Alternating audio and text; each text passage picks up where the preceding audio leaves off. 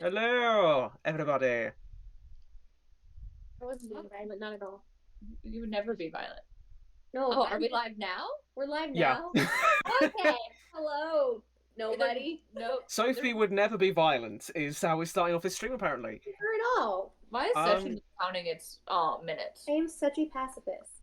Your thing is not giving us how much time we've been on. It might just need a sec. Give me. Yeah, Let me reload the Technology page. I is just a my thing. computer. But I want to Yeah, make sure everything's okay. Because I But don't yeah, want to wait welcome 20 to minutes. our stream. Yo, everybody.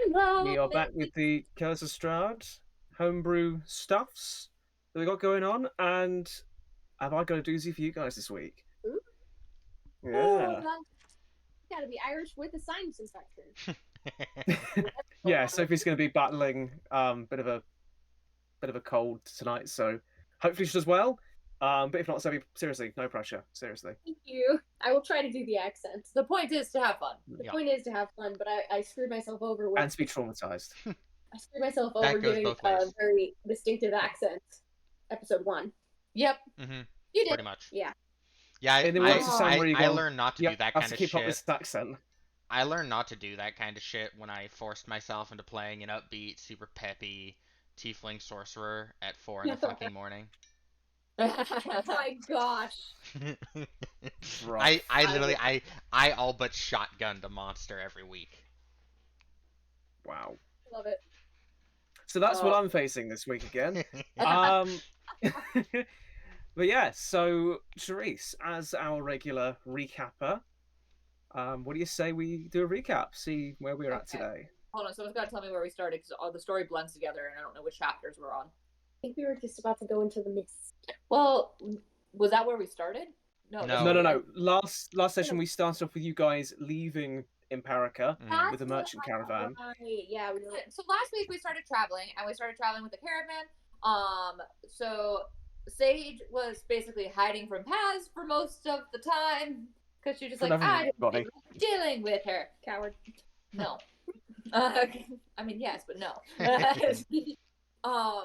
But so she was hiding from Paz for most of the time. Paz had a couple conversations with other people. Sage had a couple conversations with other people. Got her tail wet during traveling. Got very pissed off that she got her tail wet during traveling, and I think her paw wet. It was back when I was trying to get the water from the river, but while we were moving. But anyway, I am super tired, guys. So have fun. We try to keep up with where my brain's jumping. So we eventually stopped for camp, and we listened to some stories, and then one of the times we stopped, we were attacked by some goblins and I think people. Yeah, there were people and goblins. One goblin was Donk. Yep, and one of the goblins was Donk. Which, for any of you who do not know, which you probably won't because it was a one shot that we did not stream. Yeah, that was not streamed. So Donk was of course, a cameo for these guys. So Donk was a goblin that we enjoyed meeting in a one shot. That was like a little Christmas special for us that we had fun with, and we were so excited to meet him again because he was an absolute little bean. Yes. Little guy. He's just a little guy. So in combat, Sage burned the bridge down to try to stop the goblins. We threatened the people, and we put out the fires that they started on all our equipment. And eventually, the humans ran away after being shot in the eye a few times, and then some goblins spinning around like a blender. With Donk siding with you guys at the end. Yeah, so Donk decided to join over with us and Donk has feelings. Food. Yep, and food. Mm-hmm. We bribed Donk and was like, "You're adorable." When all else fails, bribery. We decided Donk has needs too. In a very intelligent choice of not bringing the goblin along with us. Oh. As much as we love Donk, we did not want him to come with us to Barovia. Yeah, we didn't want him to be a goblin-sized son for vampires. Yeah. Which is just as well, because the voice is a little bit fun for me. In many ways. Yeah. So, sorry, carry on.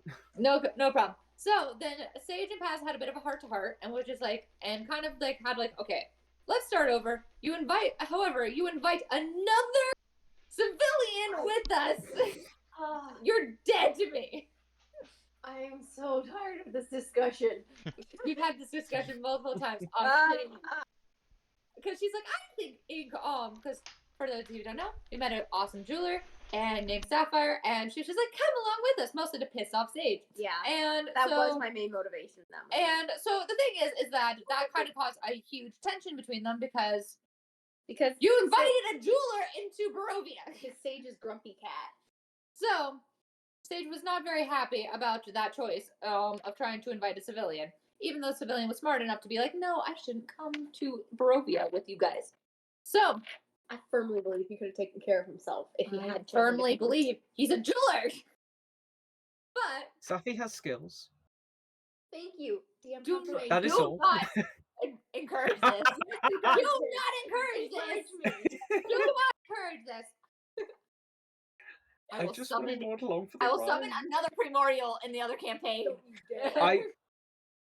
You couldn't. Not with Gale in the room. We will let you die if you do that out of spite. See, the thing is I would just send them back into the Shadowfell, break it again. We broke it once, we can break it again. Anyway. All this you guys can expect in our other regular stream with our DM Doku.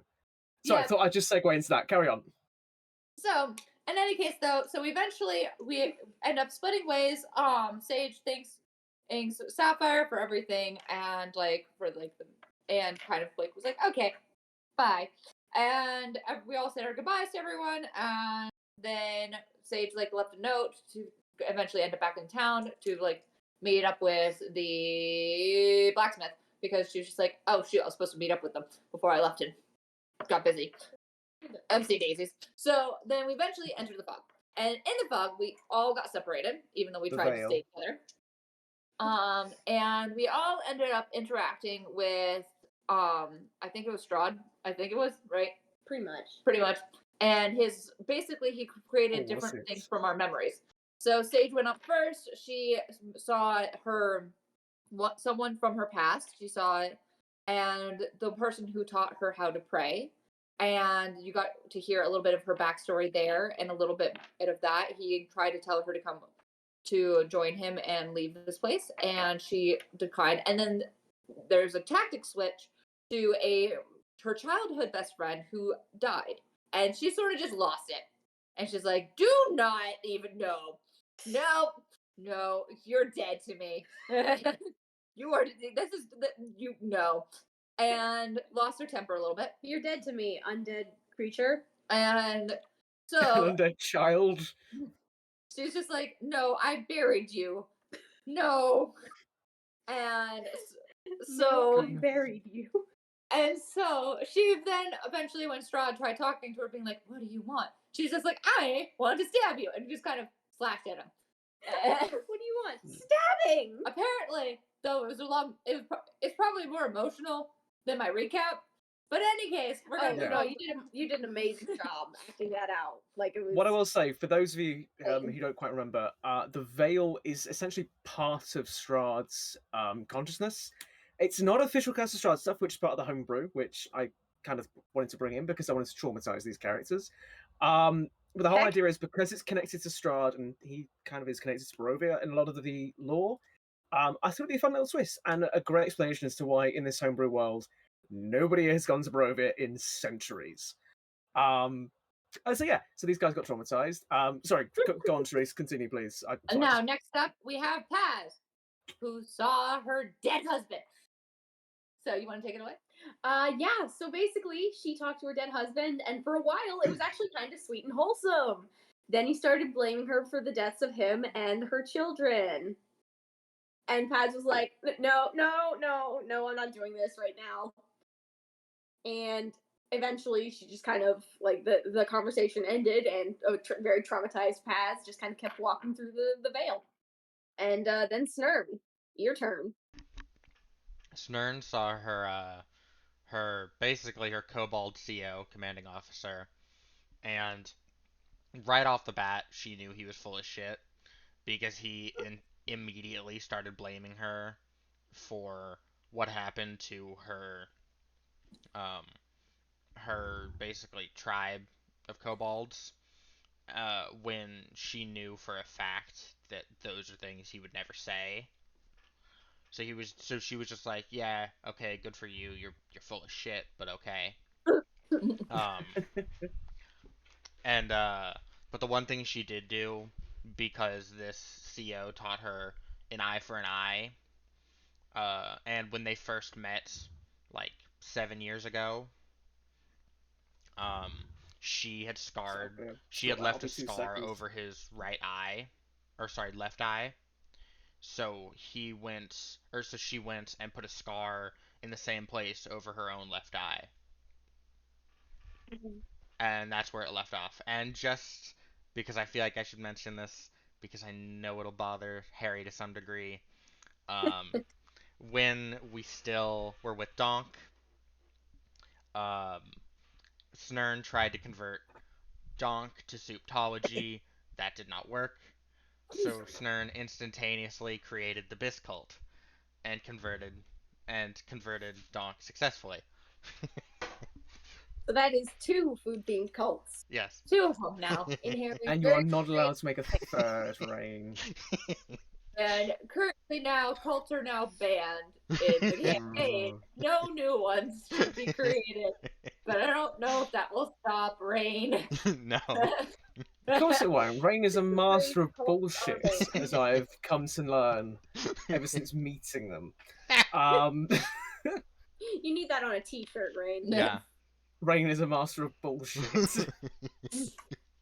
But in any case, though, so we. So I've just thought of a good one. It's what I do best. I drink and I bullshit. Yep. Accurate. Very. So, Sorry. so after we all went through our own little traumatizing things, we all exited the Vale to a snow-covered Barovia with a red moon and Red Sun. red sun. Red sun. This is not Avatar: The Last Airbender. Or Superman Superman. would be ineffective here. Superman would be ineffective here. But in any case, though, so we all exited. Sage is crying. Everyone else is just like, and that's where we left. It is indeed, yes. You pass through the veil, physically unharmed, but emotionally and perhaps mentally a little bit damaged, to be sure. And as you exit the veil, you found yourselves, as Cherie says, in a very snowy, foresty area with a red sun overhead, and with no sounds aside from the breeze blowing through the trees. Barovia itself sounds and looks like a dead world, for all intents and purposes. And the last thing you guys heard in that session was Strahd very creepily welcoming you to his domain. Gosh, I remember that now. Mhm. Thanks for that. Remember. Yeah. Oh. So that is where we pick up from tonight. So you are now standing, some of you in a brand new frontier, for others a land you would rather have forgotten. Forest is in front of you. The world is quiet, save for a lonely breeze blowing through the branches nearby.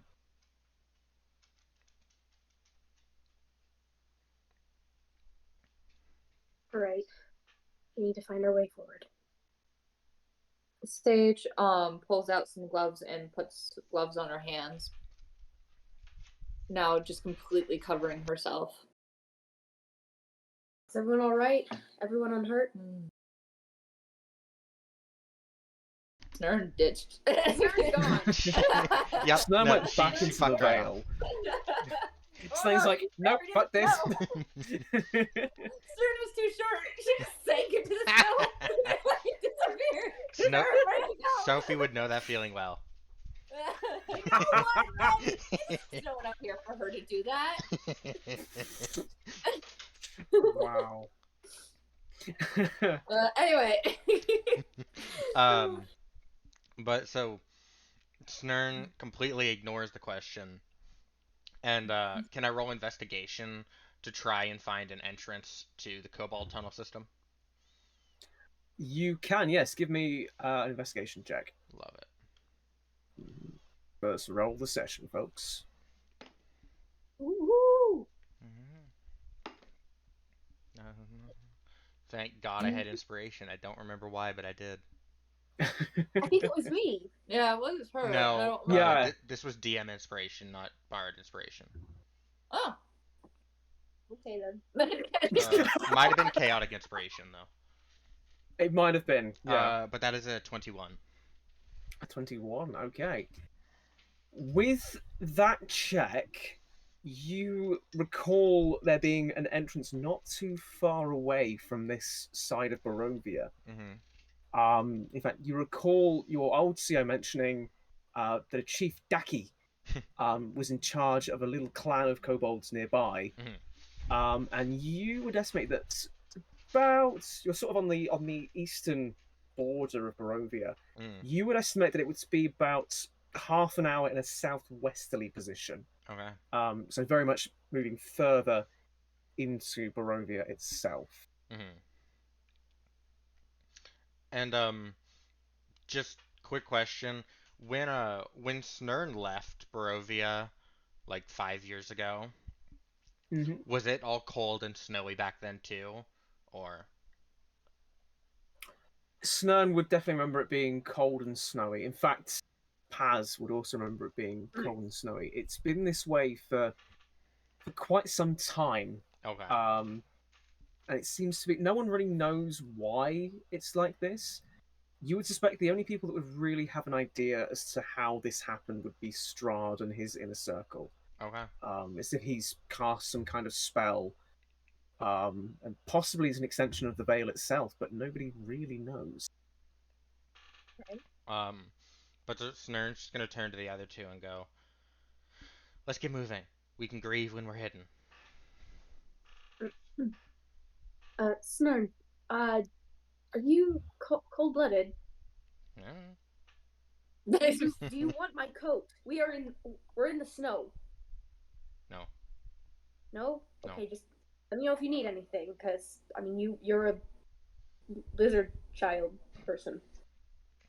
And on that note, she goes, I could use something warm. She pulls out her soup, takes a sip. Oh no. Ah! No, not the Damn it. soup. Roll on the wild magic table. Alright.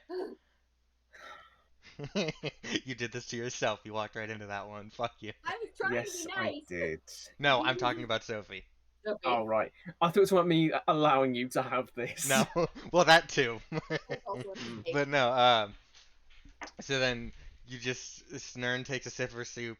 She gets this very warm, Bang! fuzzy Sorry. feeling. She gets this warm, fuzzy feeling in her chest. And she goes to speak, and no sound comes out, just pink bubbles. The big Oh bubbles my- line. And then Yes. as she sees the bubbles apparate, she just starts.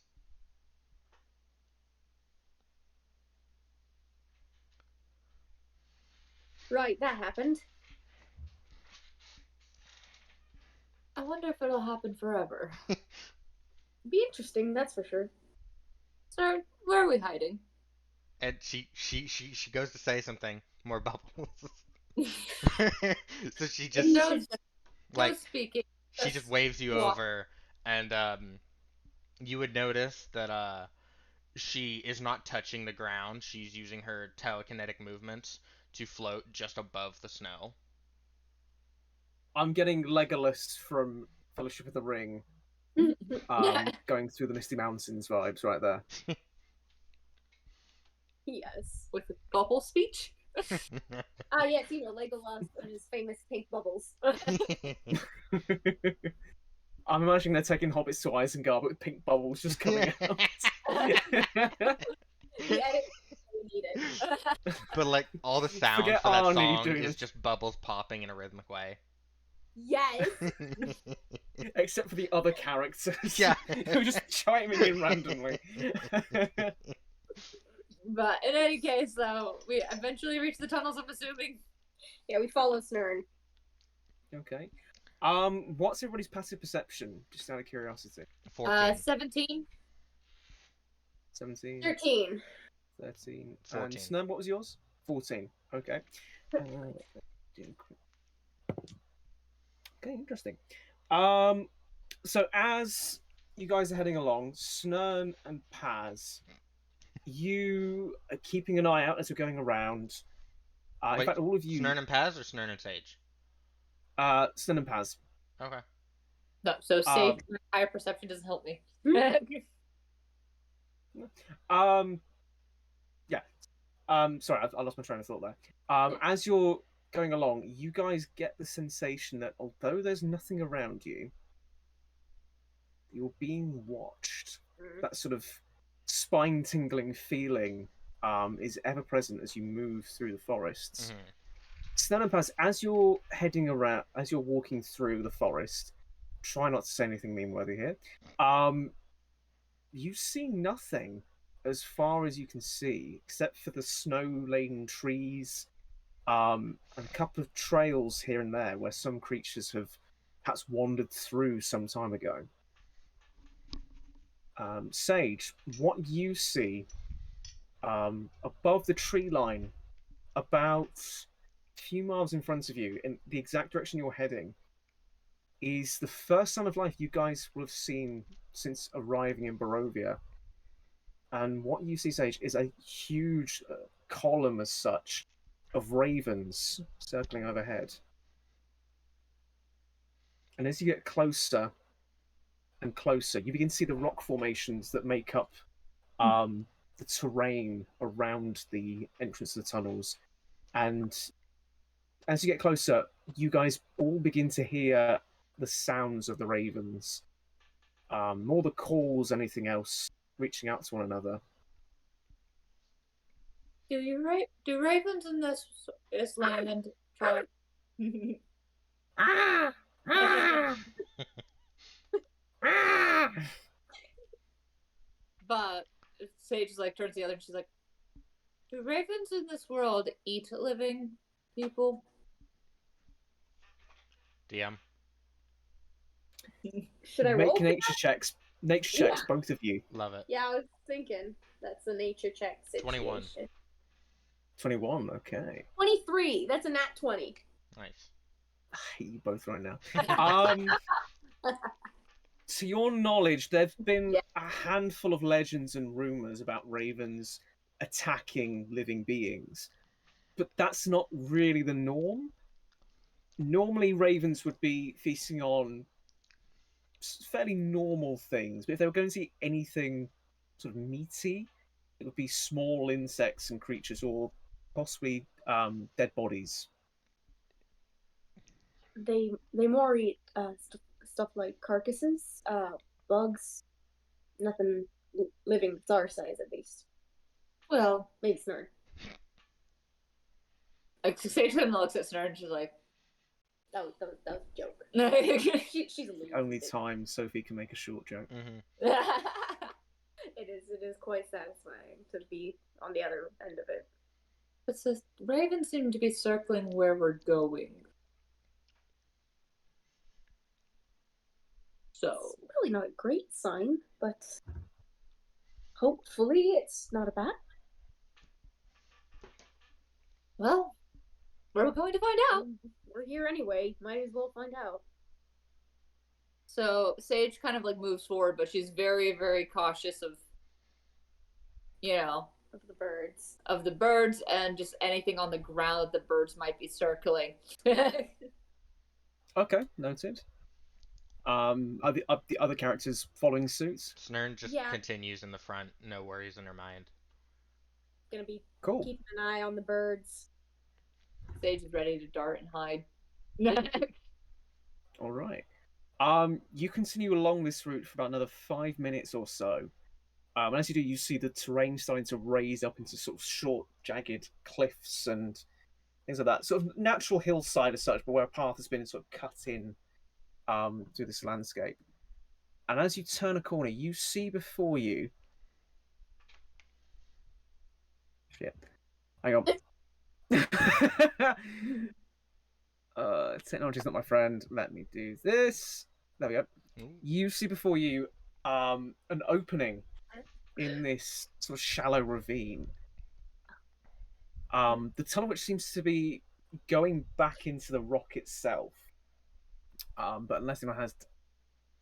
Never mind, I'll save that next bit for later, because mostly you have dark vision. Yeah, I was gonna say, but what grabs your attention the most is what you see outside of the tunnel, because those ravens that were circling ahead, calling to one another, they were there for a reason. Mm. And as you look down and as you turn the corner, you immediately get an unmistakable smell hanging in the air. The scent of death and rotting corpses. As scattered across this space, you see the bodies of dozens of dead kobolds, all in various forms of decay, some more skeletal, some with more flesh.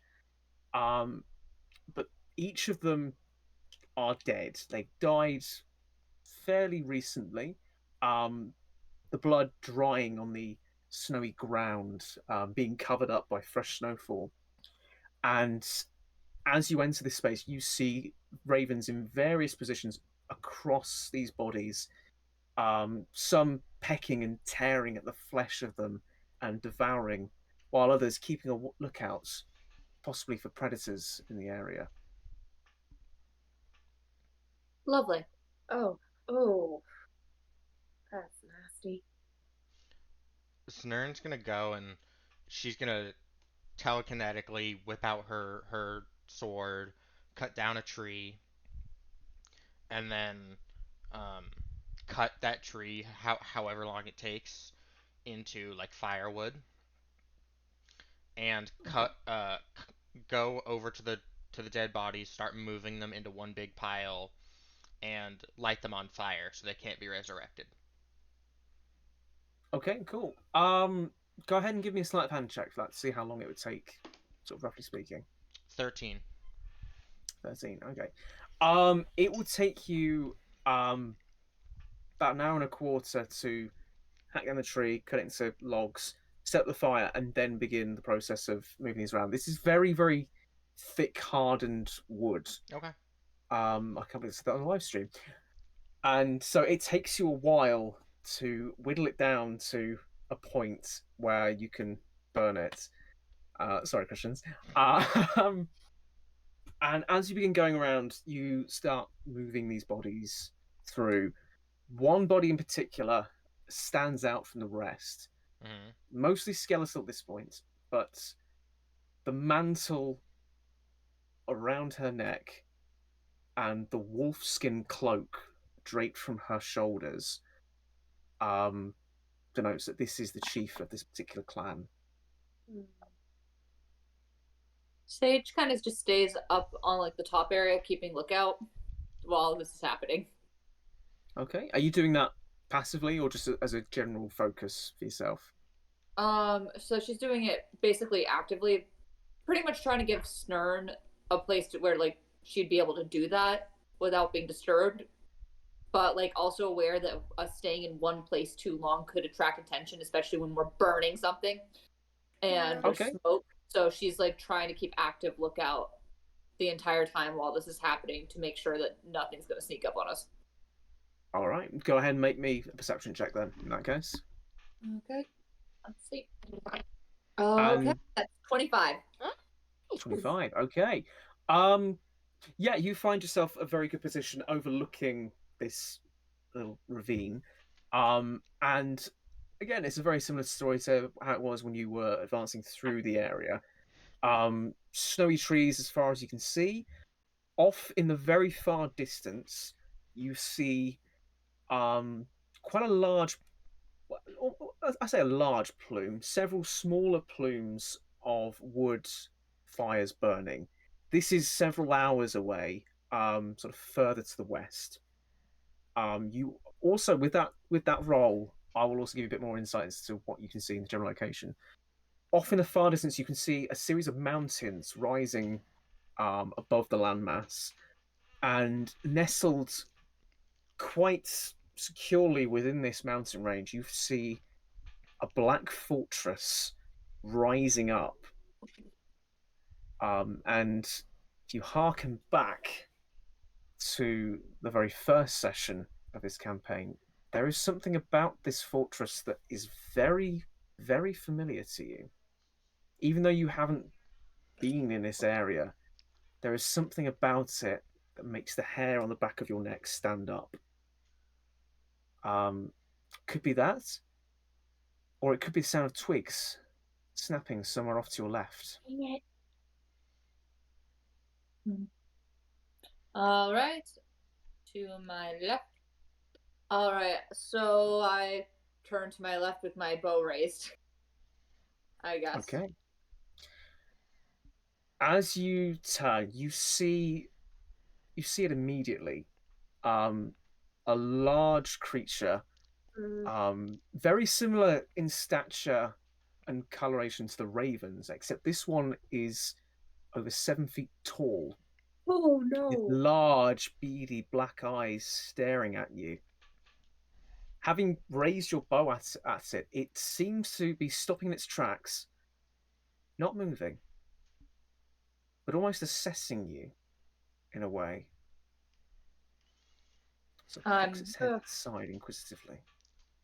I start assessing it back because I'm just like, Do I see this creature? Are you? I don't know. Do I Are know you what it helping? is? Are you helping Snurd? Oh yeah, what is Paz doing at this moment? I feel like I think I like used prestidigitation to dry the wood, but I do realize this is something Snurn is doing, and so I want to give her the space to do that. So after I like kind of like use prestidigitation to dry off the wood, I'm gonna kind of just go over and just be kind of milling around, looking around, kind of doing a bit of a passive look, just kind of anxiously pacing around, kind of looking out in the distance. Okay. Not quite as focused as what Sage is doing, but kind of just like Just a cursory glance. Okay. I would say in the time that passes, you sort of pace around the camp, taking in I say camp, the ravine, taking in various sights. One of the things you see is the bodies weren't just killed by one particular means. It looks like they've been killed in a variety of ways. Some skulls have been completely bashed in, some limbs are completely missing, throats slit. But most telling as to probably who were the perpetrators of this are puncture wounds on the necks. And it doesn't take a cleric to know that this was probably the work of vampires. Yeah. And as you continue walking around, you sort of peer into the tunnel as well. And as you peer in, you realize you can only see about 30 feet in because it seems to just stop completely. Well, I don't like that. See,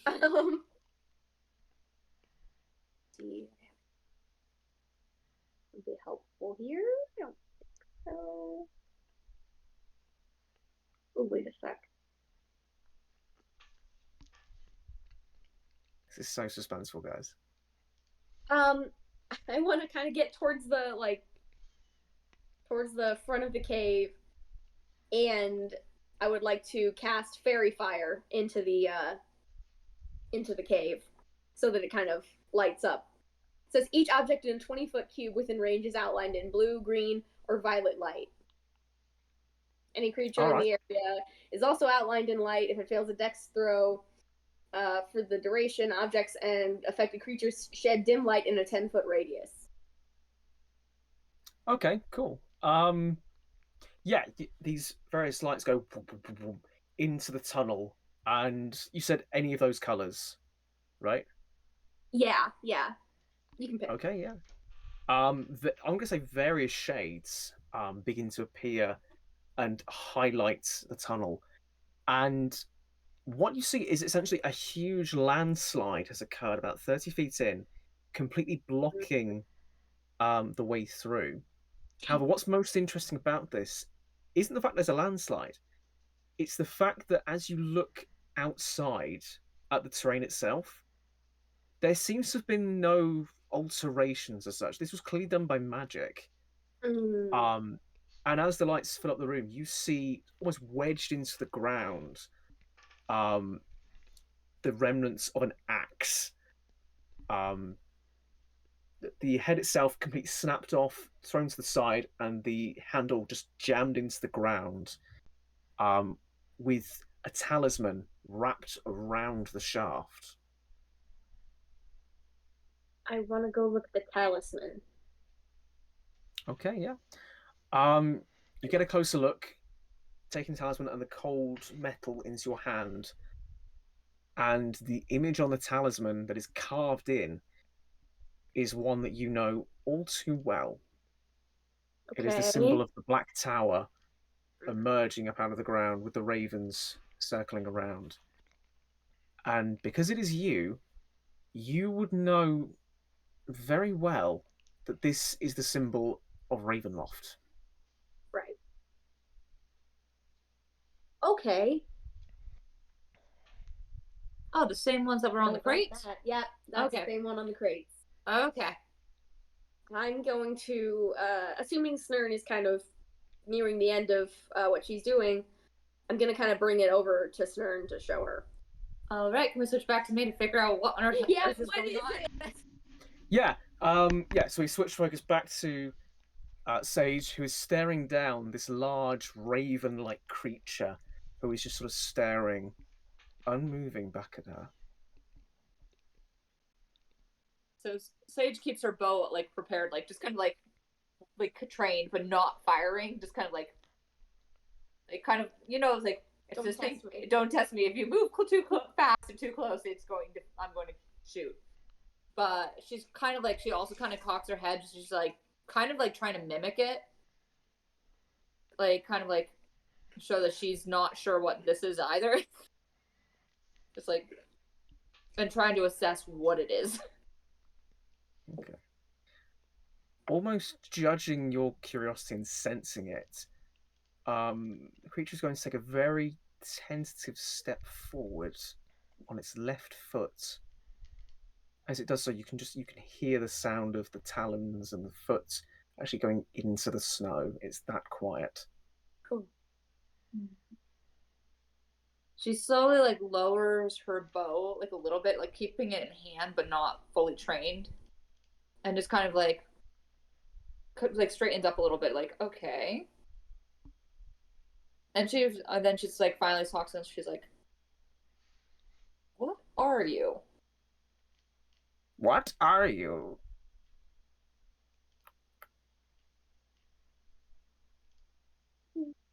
Huh.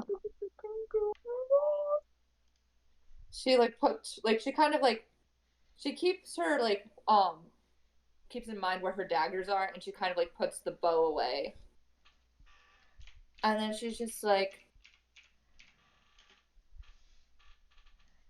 "Who are you?"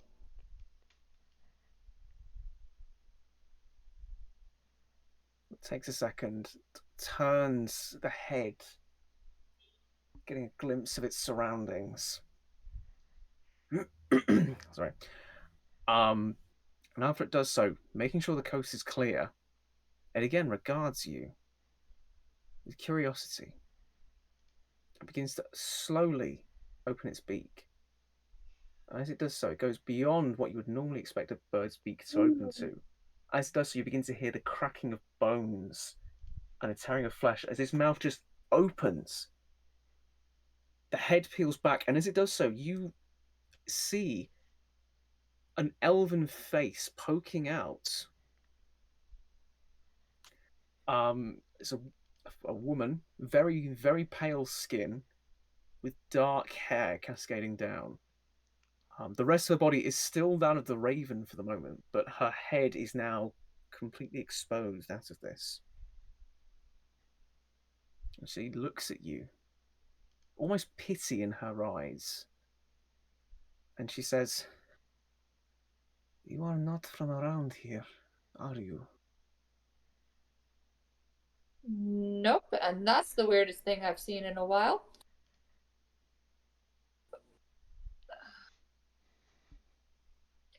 Okay. Are you going to be trying to kill us? Or are you in hiding in this weird bird skin? Are you in hiding in this weird bird skin? If you do not try to kill me, I will not try to kill you. And This is no weird bird skin. It is my second skin. But you wouldn't know that if you're not from around here. Nope, because that's totally normal thing to say to someone. Okay.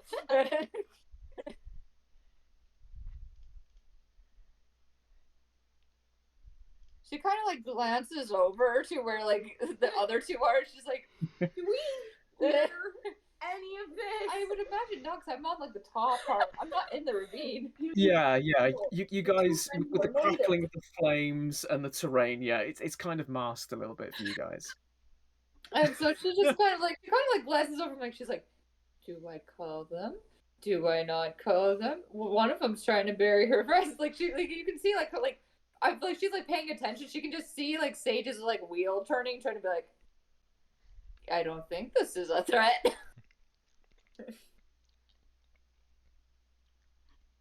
Hey, what are you doing here? I could ask you the same question, Outlander. Research. Okay. Make me a persuasion or deception check. If you're gonna say that, you're gonna be prepared to back it up with a roll. I love that there are two characters in here that are natives to this land. And you're like, I don't need to call them. It's fine. Well, one of them burying like the seems like probably a good portion of her people. Yeah, but she also is still trying to get to trust you. Anyway, so 18. 15, okay. 18. She looks at you. Research. Yeah. With a bow and arrow. You do realize that there are a lot of stories about this place. You don't come into here without hoping to be able to protect yourself. The sheer amount of What questions. stories have you heard about this place? No one makes it out. Very few, if any. Indeed. You are quite lucky. You've not come across his servants or machinations yet. But stay in here any longer, and you will. You live close by?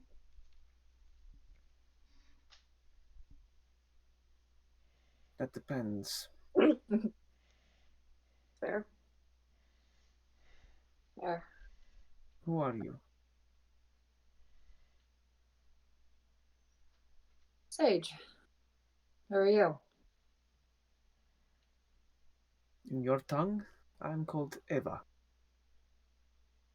Eva. Do I disgust you a little with my form? She switches over to Elvish and she's just like, it's weird. But do you guys speak Elvish over here? She responds in Elven. We do. I Never can mind. change my form if you like. It's not the weirdest thing I think I've seen today. I will change it regardless. And you see what remains of the beak still pulls back into this new form, as opposed to the raven form that you've seen recently. Again, with cracking bones and shifting flesh, the feathers rearrange themselves into a flowing black dress, with the feathers appearing around her shoulder, almost like a. And she walks barefoot and bare-sleeved through the snow. Is this more comfortable for you? I'll admit, yes. This is definitely a lot more comfortable. Good. She's still in apologies, but apologies for any disgust. Not many know of our existence. In fact, there are very few of us left, so... That's some sort of magic, or just something you're born with? Both in a way. It is a form of lycanthropy. Oh. I am what you would call a were-raven. Do you control ravens? Like Sage kind of like looks up at like the raven circling. No. No, I have no control over them. Only myself. Well, okay. And she kind of like Those I fear could be being controlled. For a time. If you've heard the stories, maybe you know some stories of him. I think my friends down there would know better. Are they friendly as well? I think so. One of them's an idiot, but and the other one starts cults. So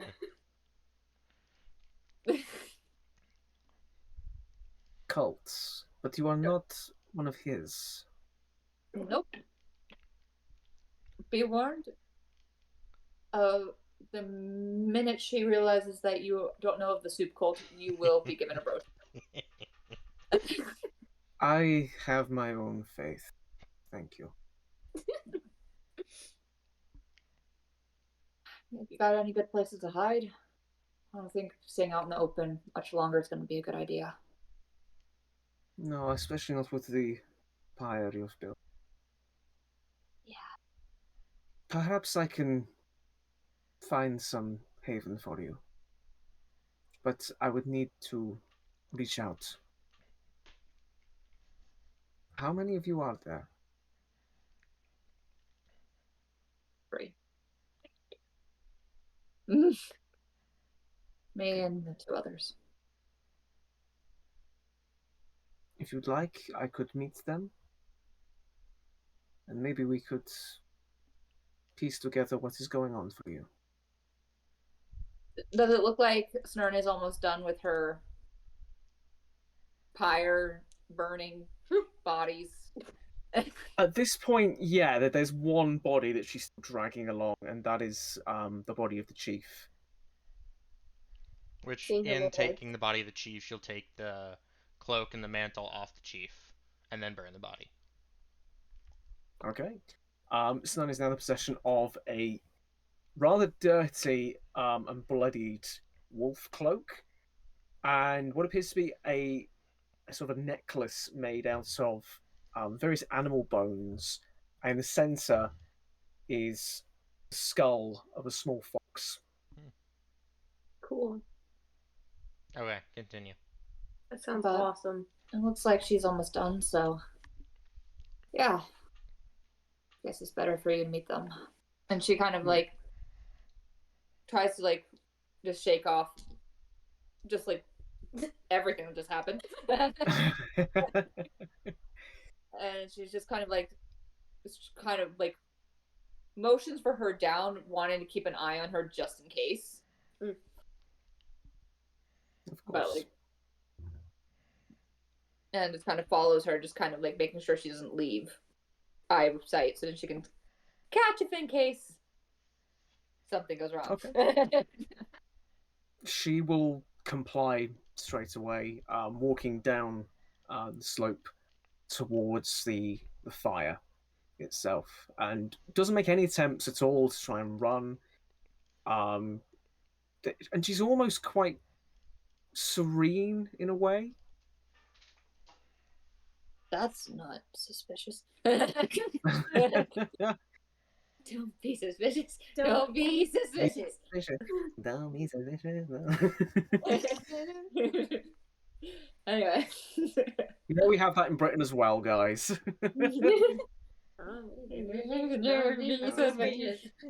Okay. Okay. Serious face. Dead bodies. Raven. But anyways, she kind of like just guides her down, and like I'm assuming the bodies are now all burned by the time we get down there. And Sage just kind of like waves over to you guys. She's like, apparently there's were ravens here. Oh yeah, we've got lycanthropes. They pop up from time to time. Good evening, or afternoon, or the blood red sky. Hello to you too. So you gonna introduce us to your new friend here? Nope. Bundle of joy. I am Ava. As your friend has already told you, I am a were-raven, if that is how you prefer to call me. You are from this place. Unfortunately, yes.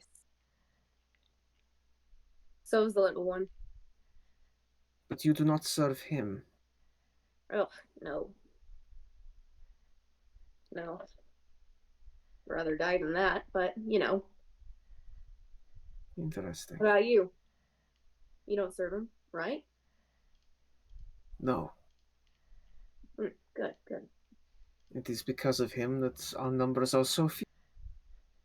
I would rather my kind go extinct than to serve 1 second with him. Well then, we seem to be kindred spirits in that regard. Passionate cards. Ava, she'll shake the hand. Yeah. How do you spell her name? AVA. Okay. I was that lazy with the name.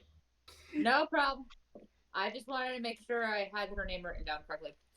No worries. And she doesn't really have a last name as such. It's not really what. Anyway, yeah.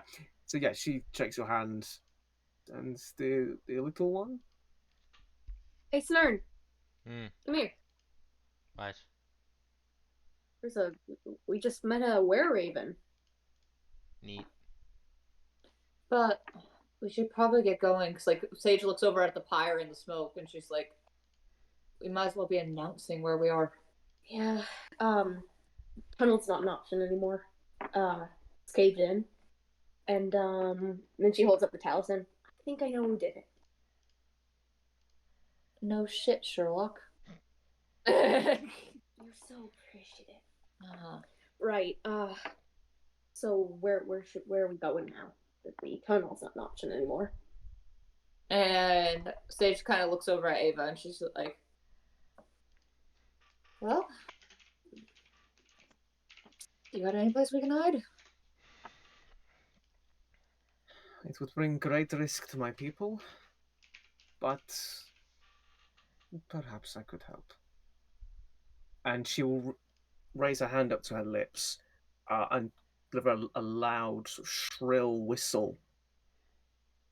And after a few moments, a young orcish boy appears atop one of the small cliffs. Sort of crouched down, looks down at you all. Says, Ava, who are these guys? It is all right, Lucas. These are people in need. Yes. We may be able to help them.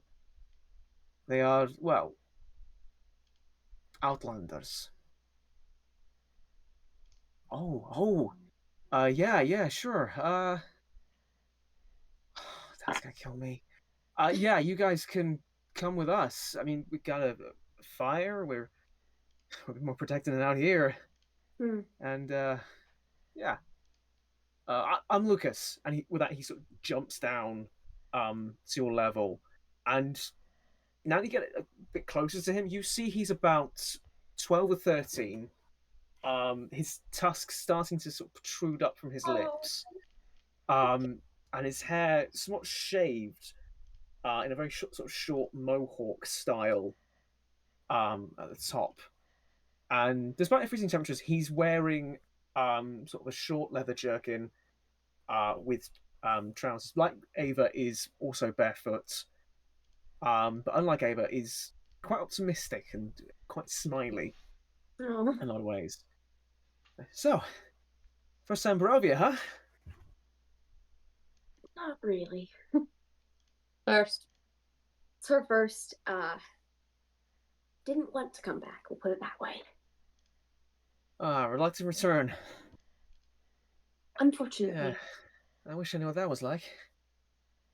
But yeah, come with us. It's gonna take a lot of explaining to my dad, but I'm sure we can find you some shelter for the night and maybe help you find where you're going. You know where you're going, right? Trying to figure that one out. I'm not here Did, for did just you research. come? Did you come to Barovia with no plan? We came with a goal, but not really a concrete plan. Because someone Okay. couldn't draw a map. I can't remember. I couldn't remember the veil thing. We discussed this. It's okay, guys. We can maybe help out with that as well. You clearly got a goal. We can maybe help you with that. I'd rather discuss it not in the open. Especially Yeah, not yeah, close of course. to freedom. Yeah, no problem. Ava, how about you go Raven and just fly up overhead, see if we could got any company. I can take you guys. Follow me. And with that, he will climb up the embankment and begin running further to the west. Sage, with basically on high alert, she's like, I don't know if these people are gonna kill us, but it's better than here. Just kind of like vibe, just kind of like following. Yeah. How fast can Snurn run? Same as y'all. Okay. Just didn't know if I needed to like pick you up or something. You But yeah, like put Snurn on my back, just like piggyback ride. I'm hey, imagining don't old man Merlin. Sage's piggyback ride privileges. Well, you didn't know. Anyway, All right, yeah, you guys start tearing after Lucas, who is surprisingly quick for a kid of his age. There's a couple points where he has to sort of stop and make sure you guys are still able to follow him before continuing off. And as you continue, you world whizzing past, you still get the various trees now. But as you continue, the land becomes more uneven and more sort of crowded with forest. And after about a good 15-20 minutes on the run, you come to a very thick copse of trees. Lucas stops. And it's all right. Here we go. You guys good? Yeah. yep. Yeah. Been a long time. Nothing like a run for the snow make you feel alive, huh? Really does. Really does. Sage kind These of, it's kind of like days- shaking snow off her shoes, just like even though that there's more snow, she's just kind of like trying to get to like the ones that part that's stuck. You know when when snow sticks. Oh yeah. Yeah, like, yeah, it really sort of like clumps. brushing it off. Like Hmm. nope. Yeah, Like, I'd say okay, give it 2 or 3 days before my fur starts coming in really thick again. Oh yeah, that'll happen real quick. Yeah. I was just getting used to having a shorter coat. Yeah. I wish I could apologize for the weather, but Mm. it's kind of been this way for a long time. Not your fault. Anyway, we'll talk more inside. And he sort of reaches across and seems to pull something back. And as he does so, you see a lot of lights inside this copse of trees, as well as people sort of walking about. You guys gotta go in. I'll make sure the enchantment's all good. Thank you, Lucas. All right. Yeah. She sends Snurn. Sage is like so kind of sends Snurn in first because like less likely to die if this is a sneak attack.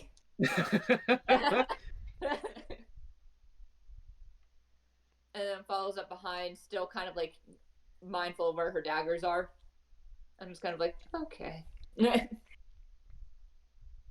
All right, cool. So marching order in this case would be Snurn, Sage, and Paz potentially. Yeah, I think Pat's good in last. All right, cool. It's good to know Kaz isn't charging in first. As you guys step into this like mini clearing, you feel a magical shimmer, which is a very fun word to say. And as you very much you hear a little bit of music playing, and the warm atmosphere from the large sort of bonfire in the middle of the scene. There are several tents rearranged all the way around, and that's it, people going about their business. A rather grand tent, right at the very back, almost raised up, and you would guess this is where sort of the leader or the higher ups would be. Inside, various people of all ages, all races, just going about their business. Um, a lot of them seem to be wearing sort of feathers or fur or just basic leather. They all seem to have that thing in common. And as you guys step through, Lucas closes the opening behind you. He goes, "Okay, welcome to camp." Nice to be here. Yeah. No, it was nice. Okay, we'll see about maybe getting you a tent somewhere you can sleep. If you guys want some food, there may be some meals out of the pyre. And and don't talk to Madam. She's really freaky. But yeah, Who? I'll let, not important. I'll let you guys get settled in, and I'll go find my dad. You guys all Alright. good? Yeah, thank you. Sounds good.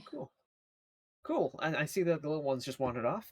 That's Yeah, she that's does cool. that. Yeah. Okay. Probably Well, get us on track. Just gonna warn you, she may try and get your people into a cult. Regarding soup or cookies, we're still not sure what that's all about. I think she might have been dropped on her head as an egg or something. Just give me a heads oh, up. cool. Don't I'll feel obligated to join the cult. Just don't feel obligated. oh, I won't. I'll spread the word. Cool.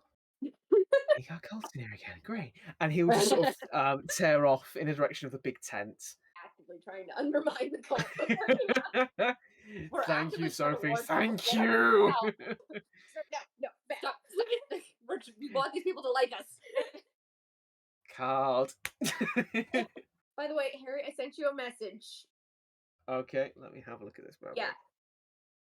So Sage pretty much just goes and gets some food, and I'm warning you. so Don't you Sorry. dare. Don't you freaking do it. so Sage I kind of goes and gets like some food. She kind of first like looks at the food, and it's kind of like seems to be testing the food, being like, "Is this poison or is this safe? Is this poison or is this safe?" okay. Ooh, I'm trying to think what sort of check that would be. Are you looking for anything in particular, or just see if it's food that's edible? Basically, she's trying to make sure that this is not going to hurt her or knock her out. Okay. I tell you what, make me a. We'll say make me medicine check on that one. Okay. Okay, 17. Okay. You pick up like a plate of this sort of meat that's been sort of hacked off and sort of roasted. It looks like normal meat. In fact, you see the creature itself, and it looks like part of a flank of an elk.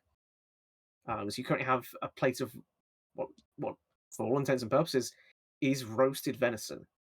Ooh. Okay, so she very tentatively starts eating it. Like she first nibbles on it, just kind of like to make sure there's no taste or anything that's off.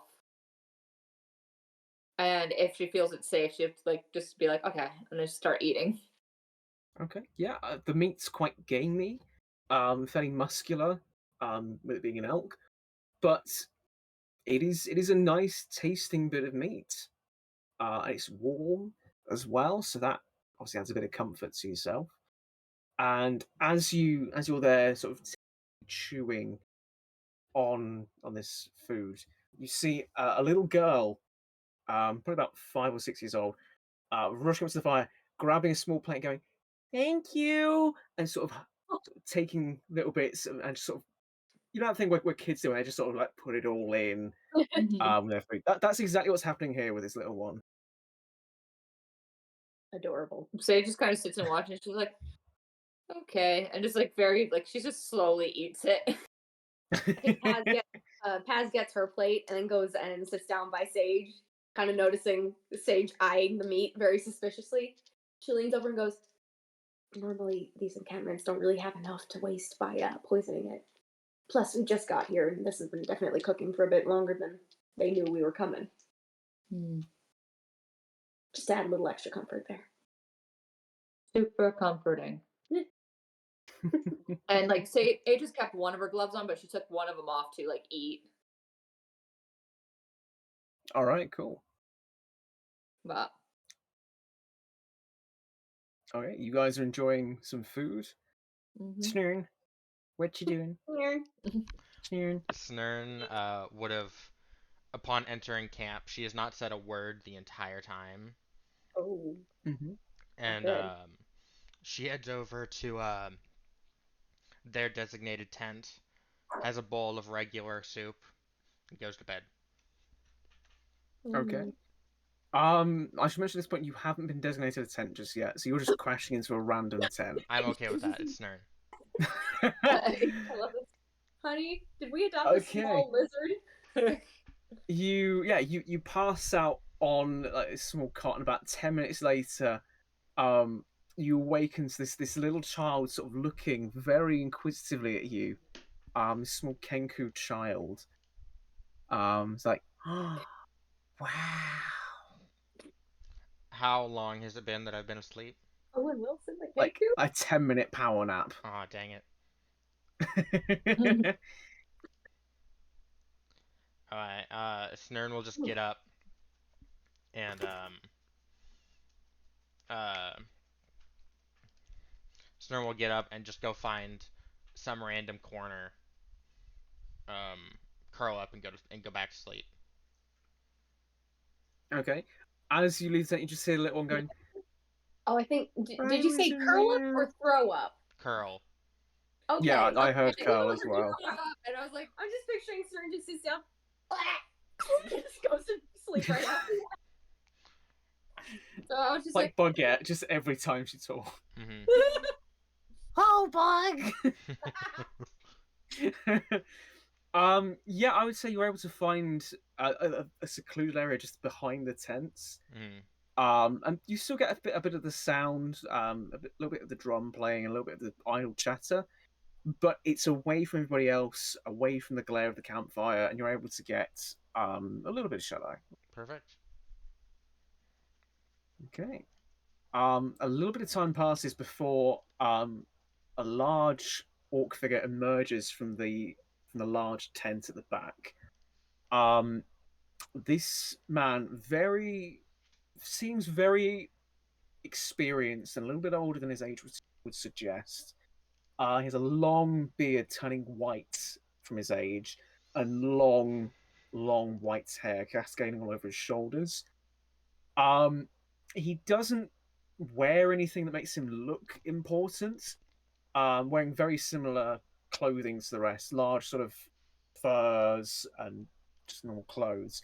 But the way he walks and the way that people sort of step to one side for him indicates that he has a sense of standing within this community. And as he approaches Paz and Sage, you see that Lucas is sort of right beside him, sort of explaining what's going on.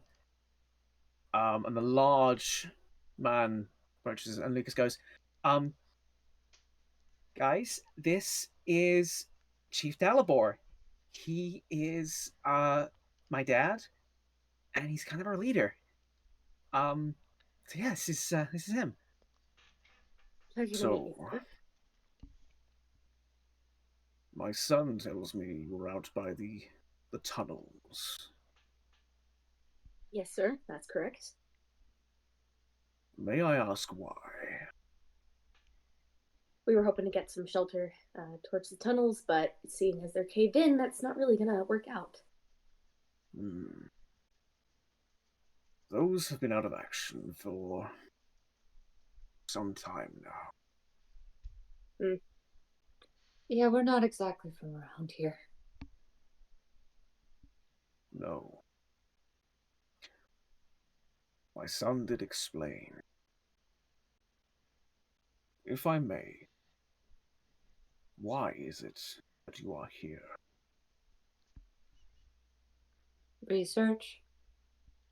I'm sleeping, yeah. Do not lie to me. Stage? That was not a lie. And Didn't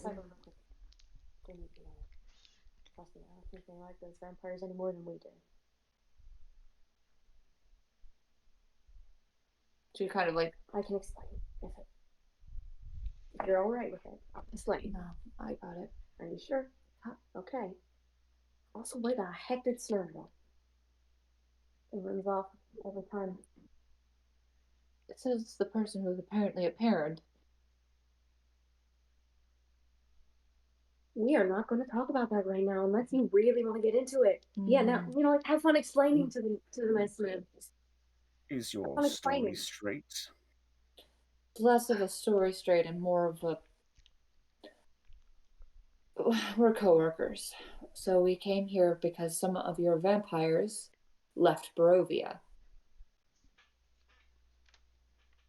So we came to Our research vampires. your country's vampires showed up, We found him in a basement over in Empirica, shipped over. Empirica. where we came from. Well, where she's from, where we came from as a group. That is certainly troubling. Definitely. Not to mention the presence of a man named Victor, who apparently works with Strahd, is in one of their jail cells. Very unpleasant fella. He is unfamiliar to me. Good, frankly. Count yourself lucky on that one. If you say so. So you have come this way to, what? End this threat to the people of Empirica? We're more of a scout team. I mean, that's like I said, research. So the king has seen it fit to send you to learn of the vampires? I mean, nothing's come in and out of Barovia. Well, nothing major's come in and out of Barovia for years now. So, what changed? Well, if I had to guess, I would think that's fairly obvious. You did look around while you were outside, did you not? a lot of bloody snow and the sky's red. That's it. That's all I noticed, at least. There's nothing alive.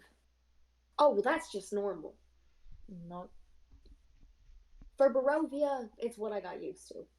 Yes, but if they're out of food. That could be it. You are correct. There not being wildlife in Barovia. None that are not already controlled by him. Yeah. My guess is that they are looking for more food. And since they cannot find any more in Barovia, they are looking further afield. So the settlements aren't enough anymore, are they? They are not. Hmm. Not when there are cities far beyond where a vampire can stalk and hunt to their heart's content. People disappear all the time in cities. In villages, it is more difficult. A vampire's natural instinct will be to hunt, little by little, assimilating oneself within the population. You're not able to do that in a small town of 50, surrounded by a wall. It is just Not possible. From what I've heard, and what I've gauged from those bloodsuckers that I've killed, they are planning to besiege those towns, wipe them from the face of this world, and then move their plans further afield. He, of course, will stay here in his citadel, while his children run rampant, form smaller capitals and citadels, and extend the blood rain to the rest of this world.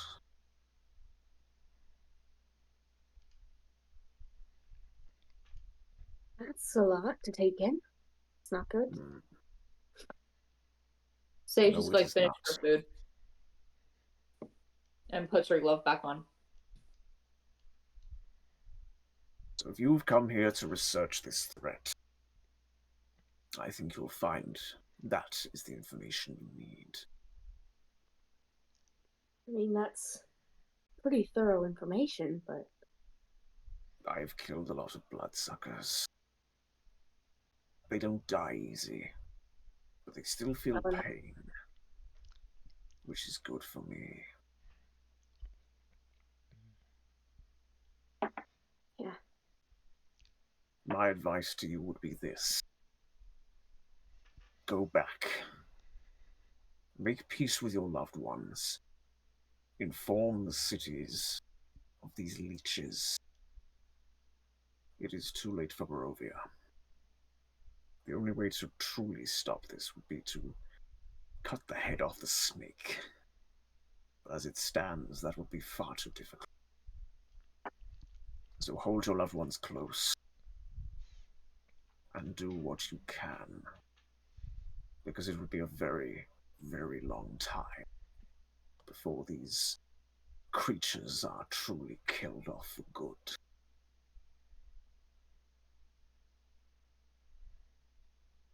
Right.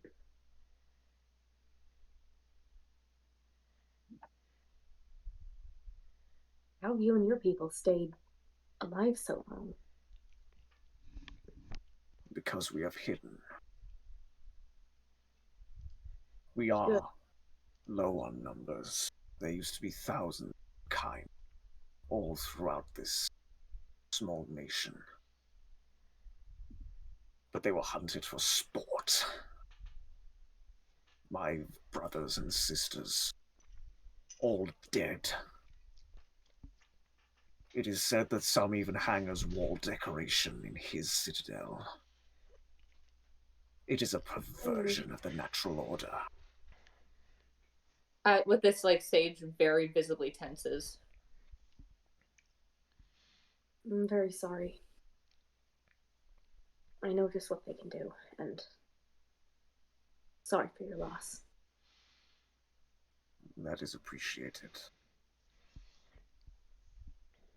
We've had to adapt very quickly. He only rose about 5 centuries past. But all this, and he sort of gestures around, this we have had to continue since that day, since the veil fell. The blood Can be sky itself was relatively recent. A means to finally kill off that which they regard as cattle.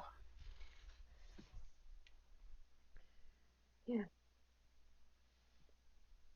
To let you know, I don't know if this is something you all would take advantage of, but the veil can be crossed. I mean, we did it just to get here, and I've apparently done it twice. We cannot leave our homeland. Understandable, but We are tied to it. oh, that makes things different. Much as he is tied to Barovia, our very blood comes from its soil. Our very forms were those that ran through these forests and flew above its treetops. We cannot leave this place, even if it means remaining and dying by their hands. I hope one day it's a good home for you all again. Hmm. I fear I do not know what that is anymore. I was but a pup when this all began. It is the only life I have ever known. The only life most people have ever known. Aside from the madam, she's the only elder of us. Second time I've heard her mentioned. Yeah, I sort of said that they maybe shouldn't go and see Lucas. Hmm. She has been called a weird one. Huh. She can see beyond what others can.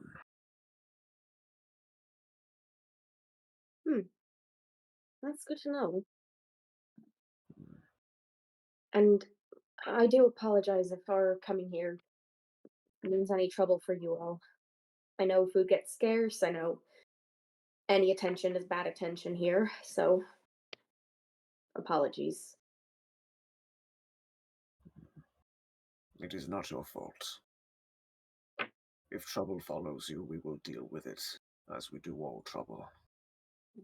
And we do not stay in the same place for too long, for Good. fear that he may find us. Good, good. All right. Well, gives us a lot to think about, doesn't it? Just a bit. All right. Well, thank you for what you've told us. Of course.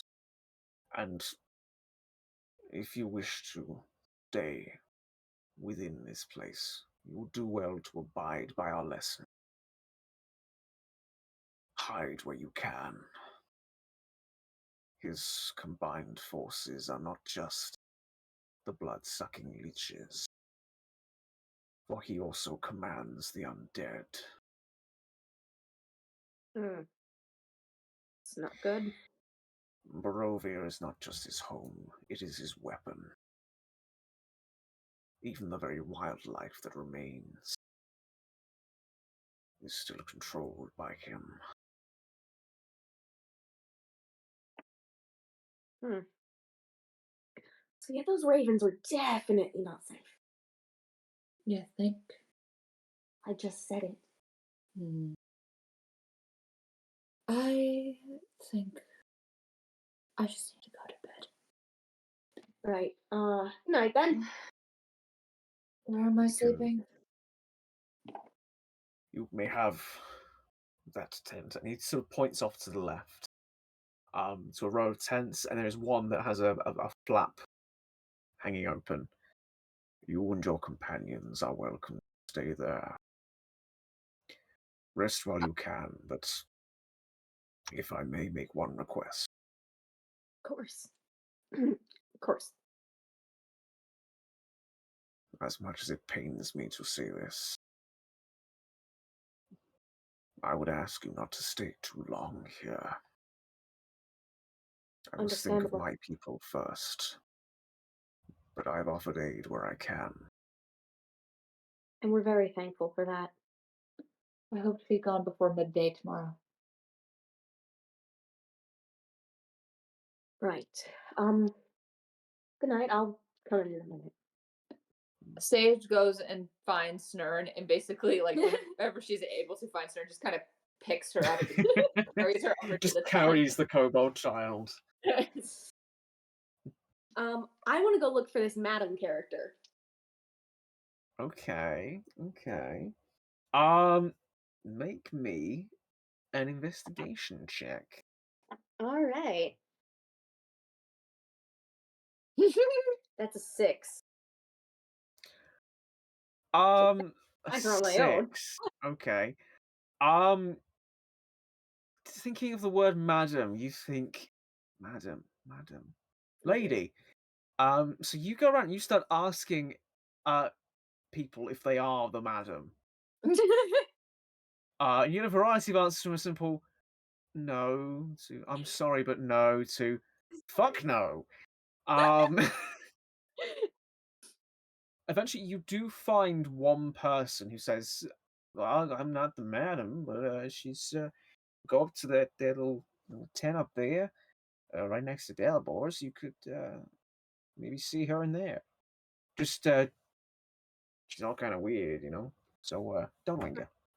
No worries, no worries. Thanks for your help. And I All head right. there. Okay.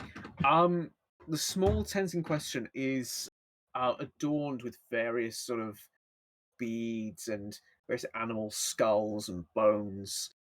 Um, if you enter, you sort of push through these areas, and you find a kind of a cozy kind of tent. There's actually a table, like a little chair there. There's a bedroll in the corner. Again, various sort of bulbs and magical lights hanging from the ceiling, with more sort of skulls and beads decorating the place. And sitting in the chair, sort of sifting through a small pile of bones, is a very old woman. Hair very similar to that of Delabor's. Long white hair going down the shoulder. Wearing a very worn and dirty red dress. As she looks up at you as you enter, very gnarled and wrinkled, not very similar to what you'd expect to see from an older person, but you could tell that she's older than she appears to be. Um, as she looks, she goes, "Hello, dearie. Oh, hi. I Nice to know meet you. not who you are. It's all right. Just got here today. Wouldn't expect you to. Come closer. Have you All come right. to talk to the madam? Yeah. I mean, more or less, yeah. Come closer, dear, as I Oh, may inspect your features in a better light." all right. I am so glad I went to bed. Go walk in later. Don't ask. Old woman beat me up. Old woman took my lunch money. Old woman kicked the crap out of me. Instructions unclear. Got beat up by old woman. As you much closer, you sort of see the pile of bones themselves, very small animal bones like rats and some small birds here and there. Ah, yes. I see your eyes, me dear. You are Right. of this land, And yeah, that's but what you have people not keep come saying. from here. Yeah, fortunately, I made it out for a time. So what brings you back? Well, Is it the love, conquest, vengeance? well, it's definitely not the first, seeing as my husband's dead. Oh, a pity. Eh, I mean, you live in Barovia, kind of thing happens, right? I wouldn't know. Oh, really? Many have tried to seduce the madam, but I she's never settled down. like you. I like you. Thank you, dearie. Not many do. Can't imagine why. So, they said that you know of a time before List, all this mess. Before him, do you mean? Yeah. Oh, aye. I were a young woman at the time, Mm. when the red fell and the lords of Ravenloft were forever changed. You know only of him, don't you? That's all I really knew. Till I left, at Ah, least. But things were better life-wise, but not up here. mm. You still carry those scars, I see. But aye, there was a time before him. before the eternal snow. Aye, there were a time when the sun shone pure across this land,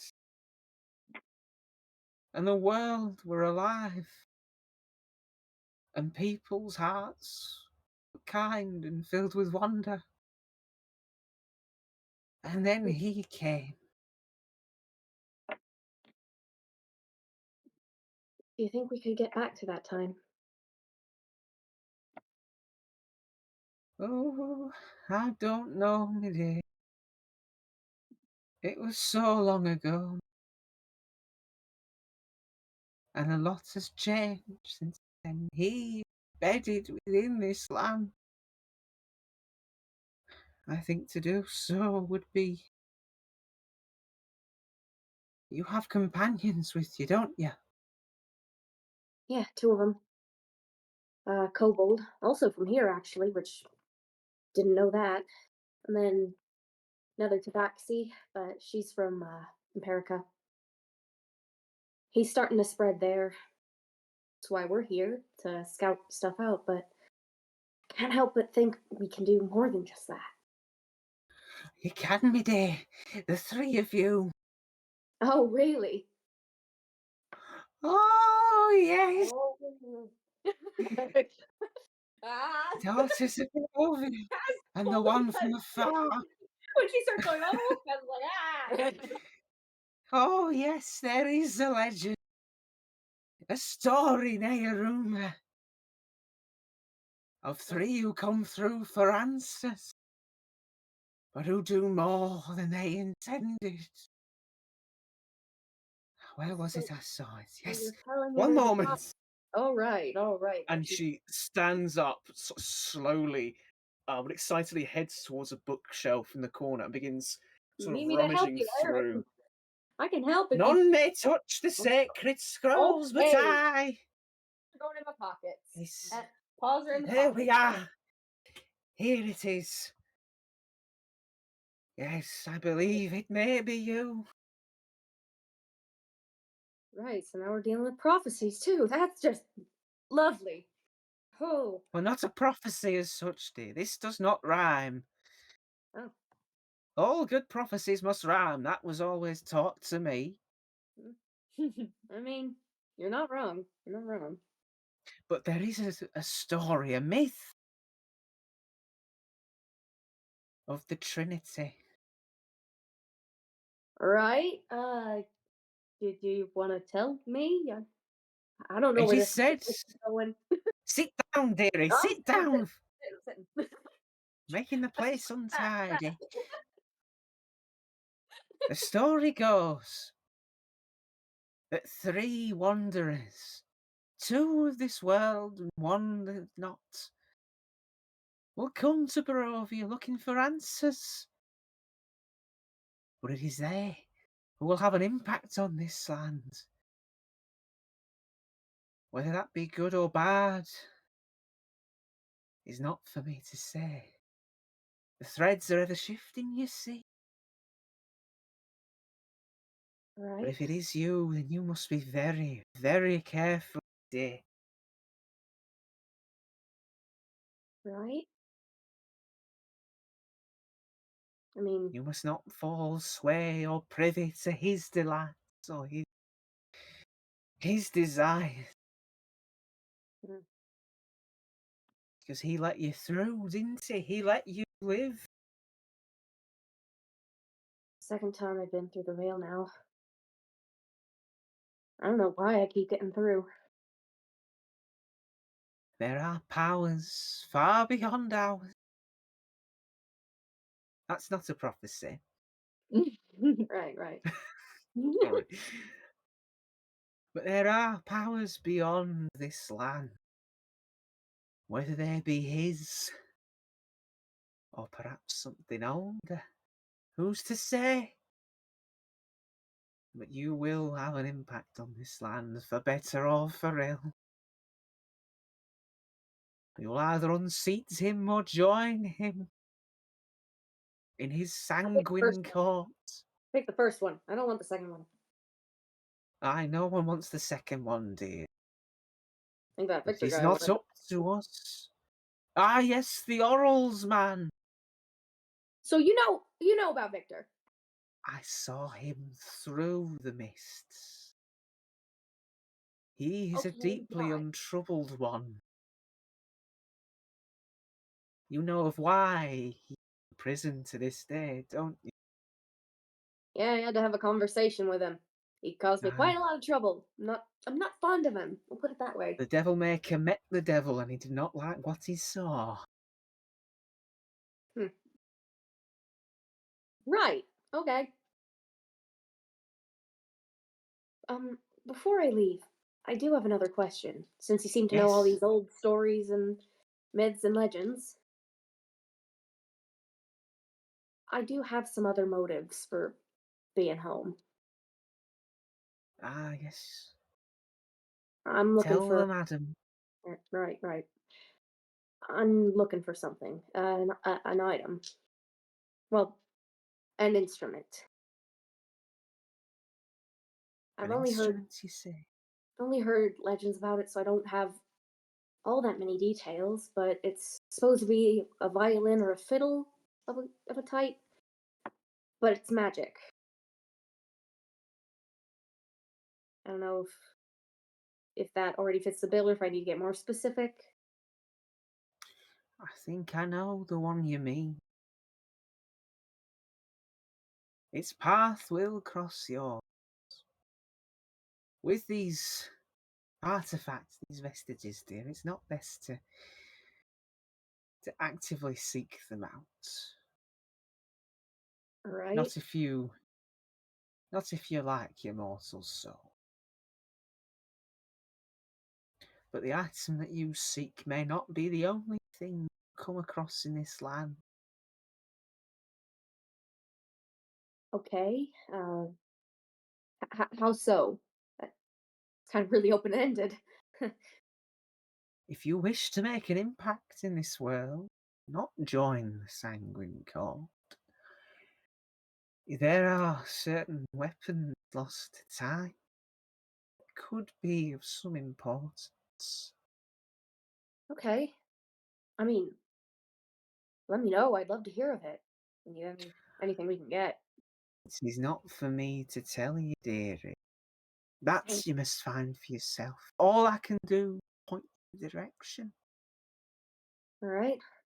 If you intend to stay here, travel northwesterly to What? Barovia village. Oh. There you will come across a priest, a cleric.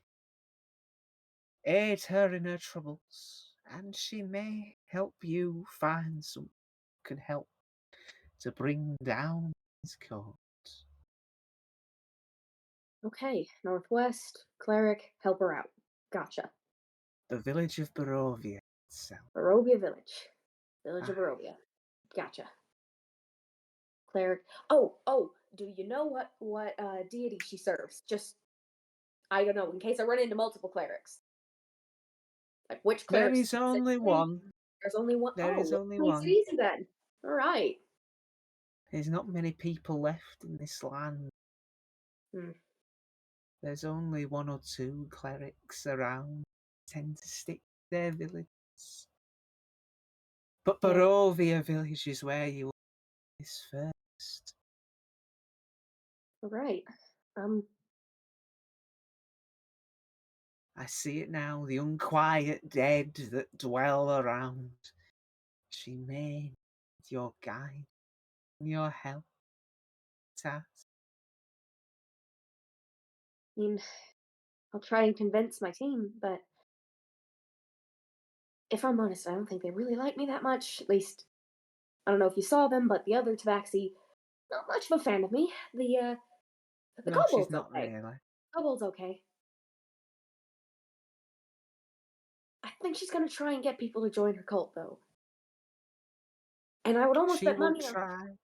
that she's gonna try and get like Strahd himself to join, which I don't think will end well, but Oh, that I have seen. I've seen that particular thread, my dear. Would you like to know how it ends? yes, actually that sounds hilarious. with her head on a pike and her body Not thrown at hilarious. the top of Ravenloft. Oh, yeah, no, I'll try and keep her from doing that then.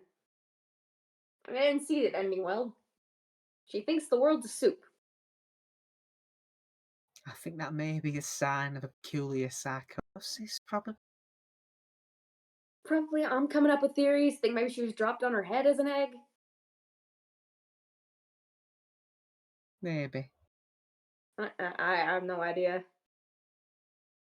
No idea. But thank you for all this. Of course, me dear, of course. And perhaps you Um, can bring back that age of wonder and beauty. I hope so.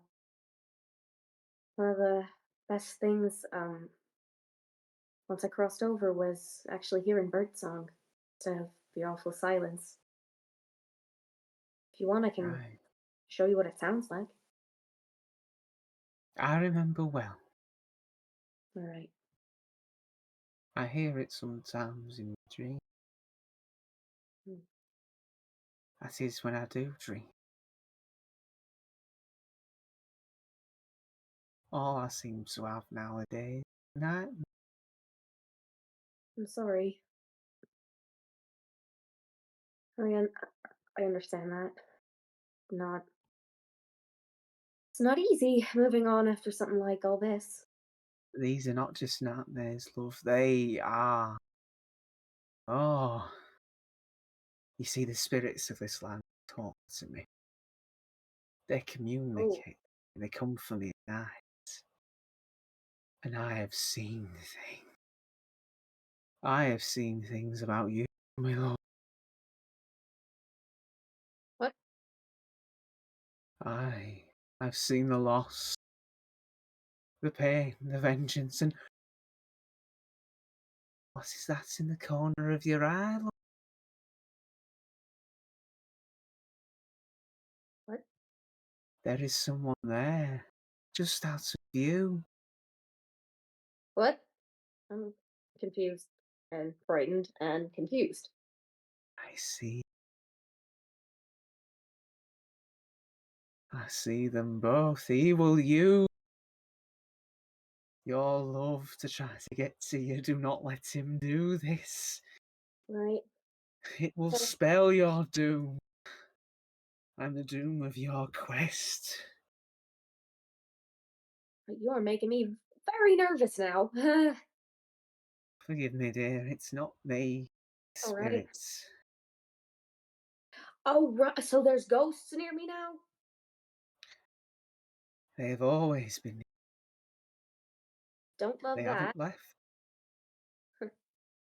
He's there, corner of your eye. You'll see him sometime soon. Mm, Especially when she starts stalking you.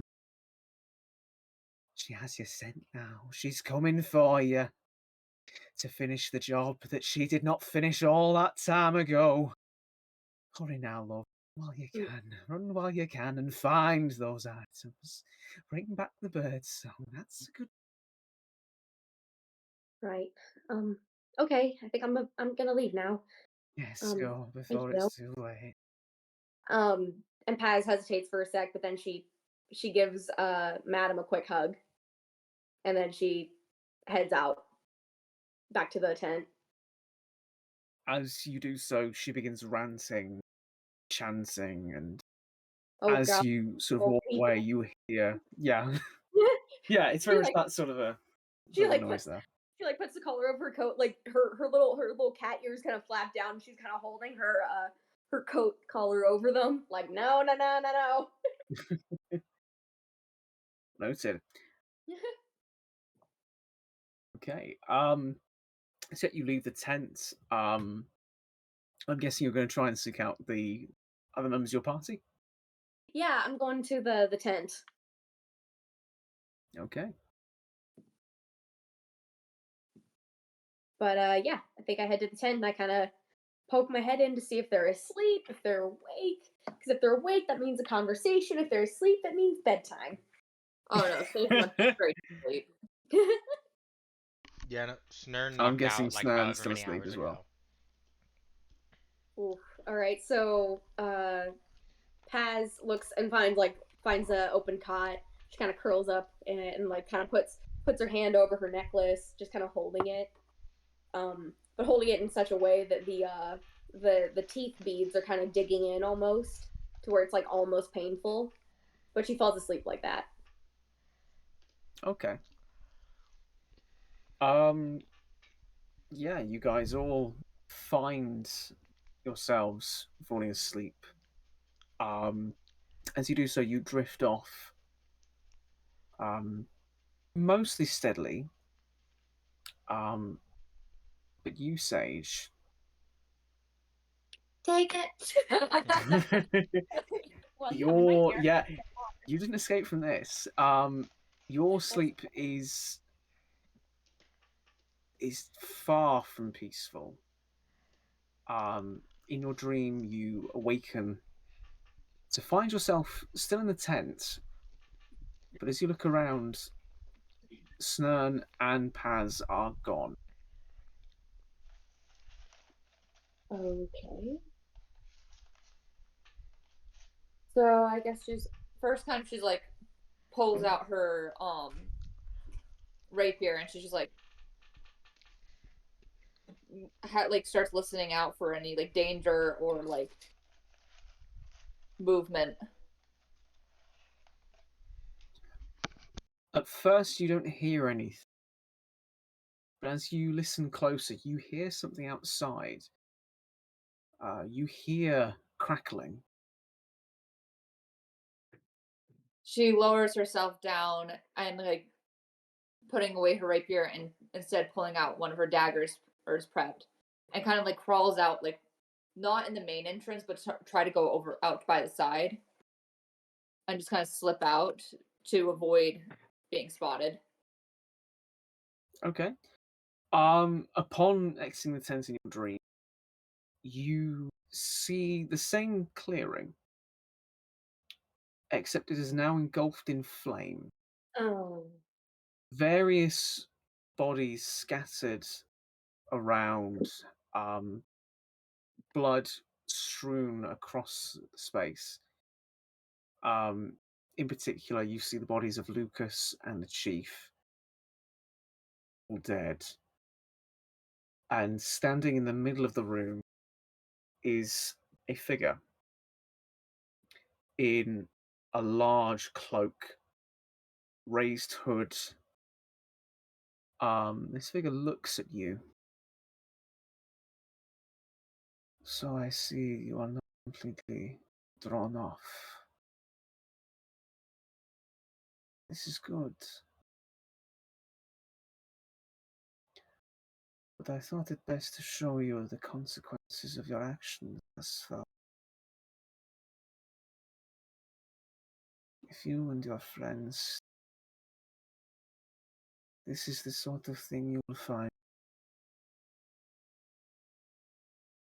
There is nowhere in this world that you are not out of sight. I do not wish to kill you.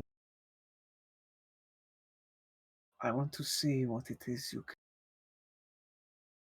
I'm so sorry, you're cutting out. Sorry, it's a bit of a quiet voice. I will not kill you, for I see you have value. You and your companions. And as you watch emerging from the flames on either side, both Paz and Snern either side, a hooded figure. But there is something different about them. Both have puncture wounds the size of their neck and are both much paler than they should be. Their eyes are brilliant yellow, much like the yellow of the eyes. Of who? Sorry, did that cut out again? Really? Yeah. Um, Bet. the eyes that you see under the hood, the only features you see are also yellow.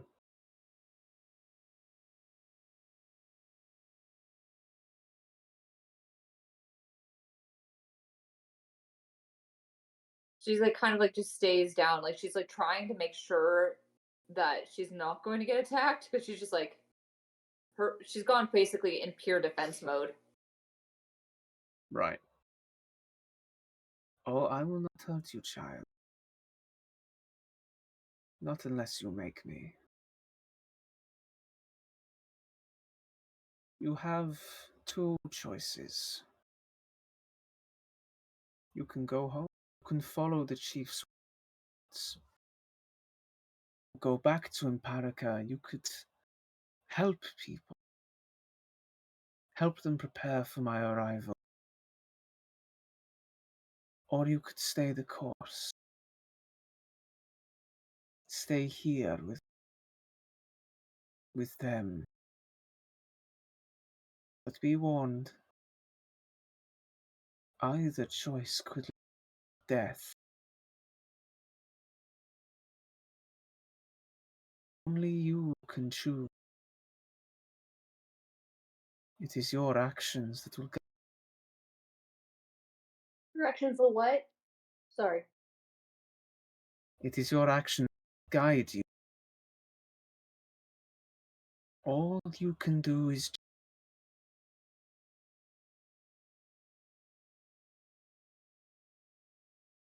Get out of my head.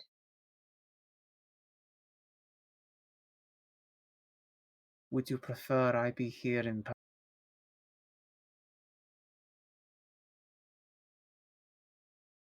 No.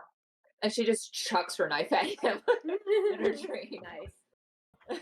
Alright, the knife whizzes through the air, and your aim is true, but it goes straight through his form and vanishes. Feel better? Creepy. A little, yeah. Mhm. Sorry. I didn't expect you to laugh. I'll be seeing you very soon, say. You and your friends. But first, I think a test will do nicely. I want to see you in action. To see what each of you can do.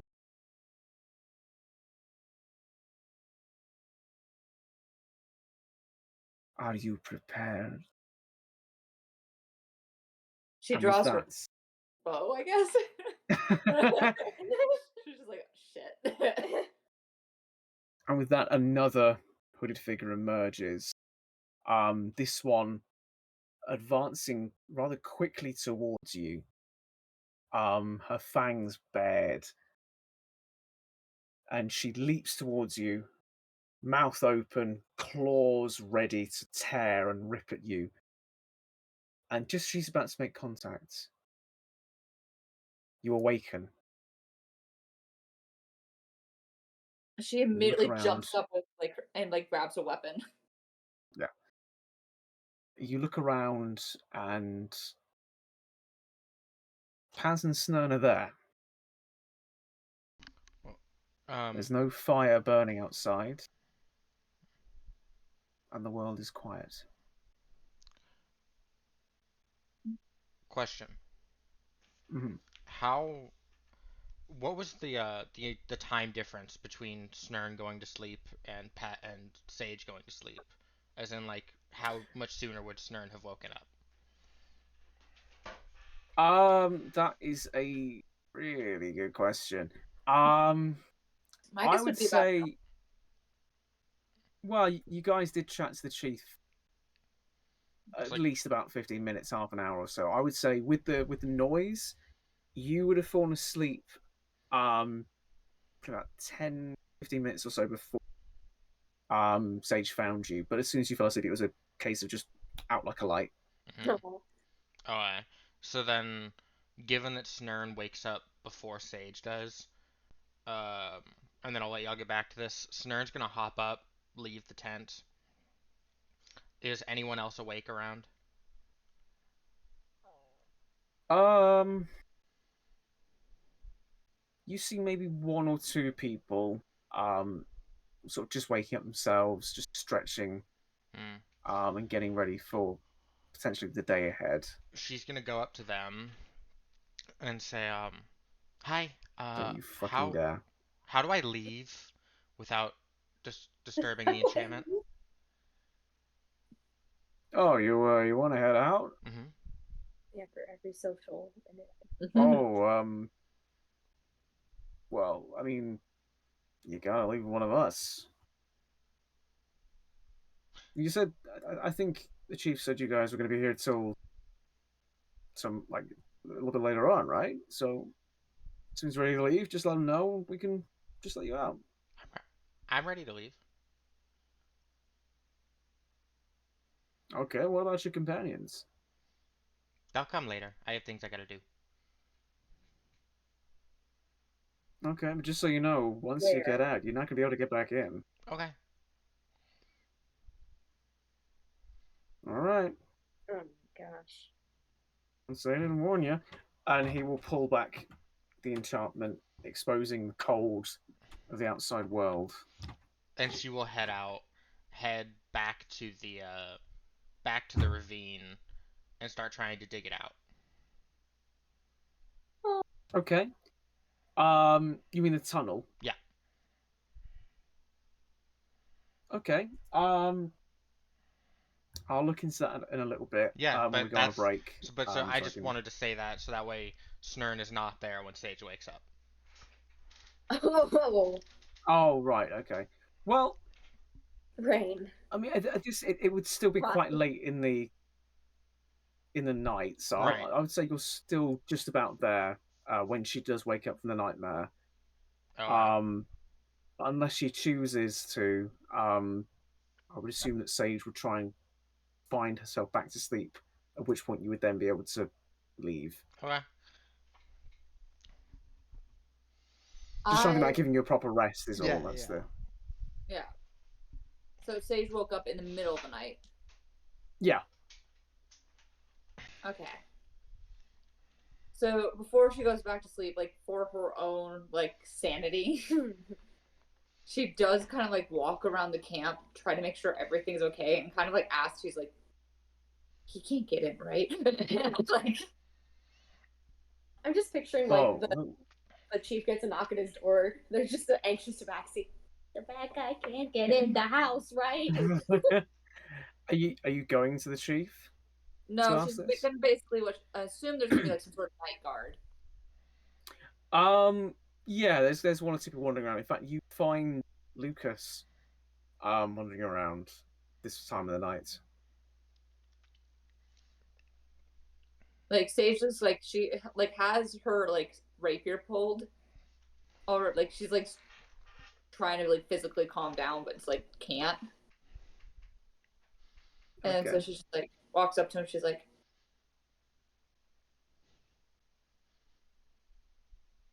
"Does the enchantment stop him from getting in?" What's with the weapon? You okay? I'm fine. Does the enchantment stop him from getting in?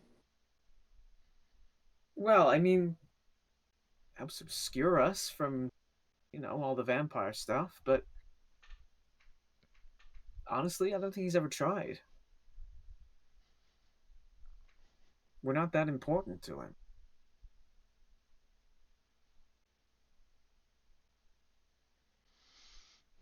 Is everything okay?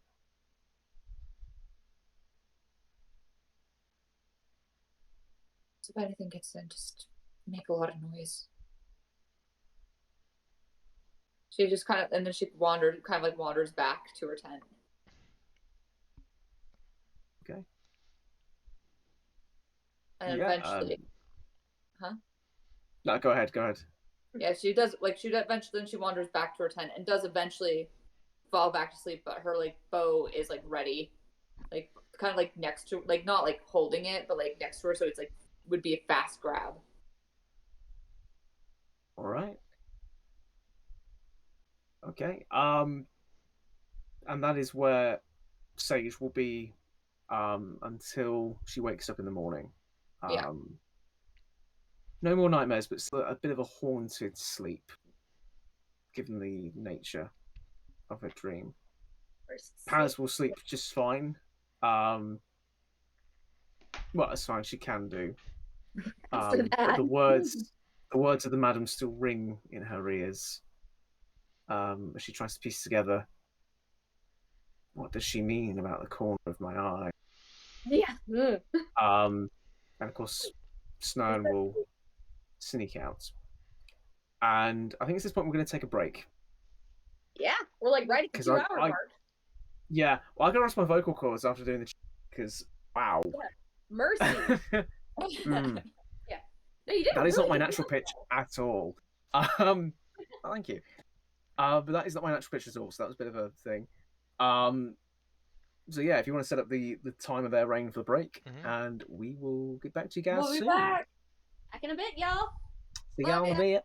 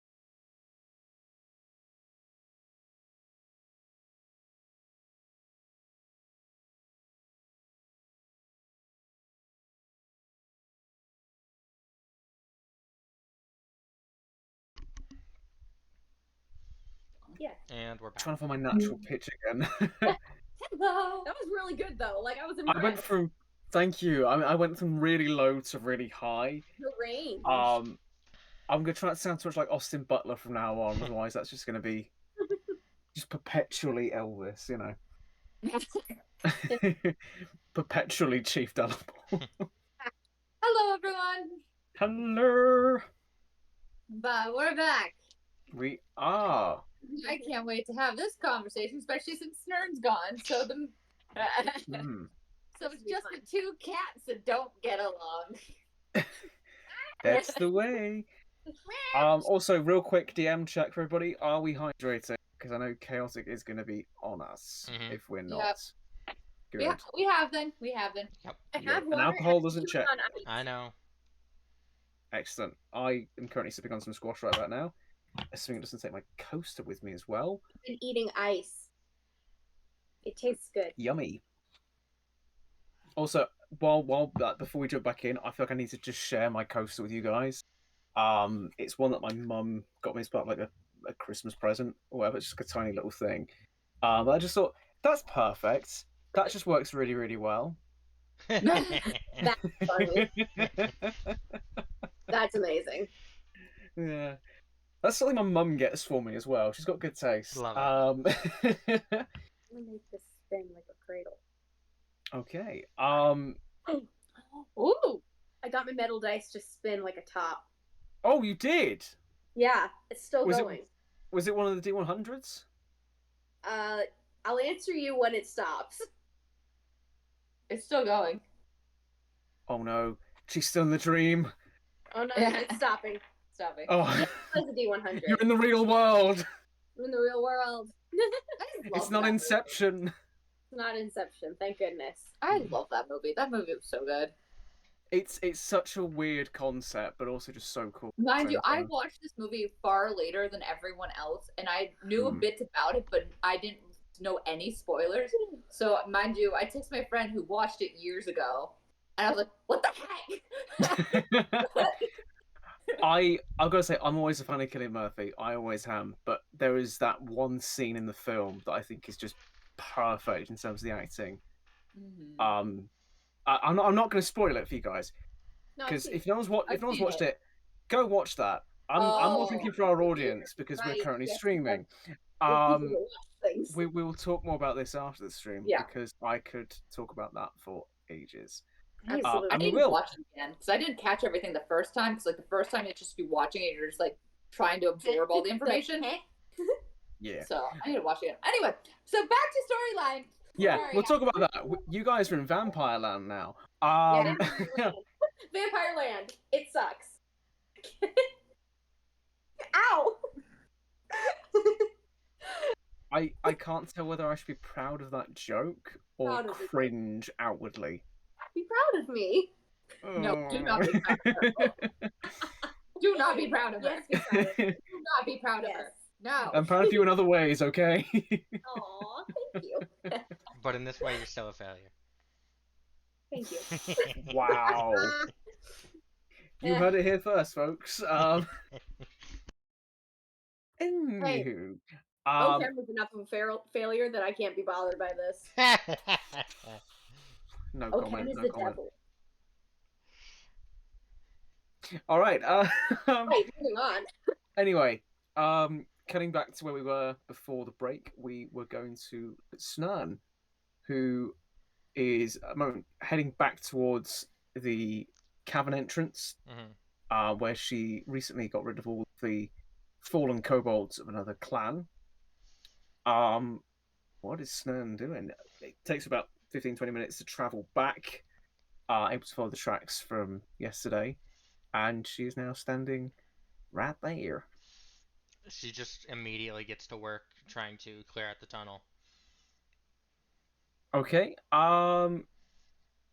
Using her immense strength to like move rocks from the tunnel to outward, and trying to use her sword to like chip away at the bigger ones that she can't lift. Okay.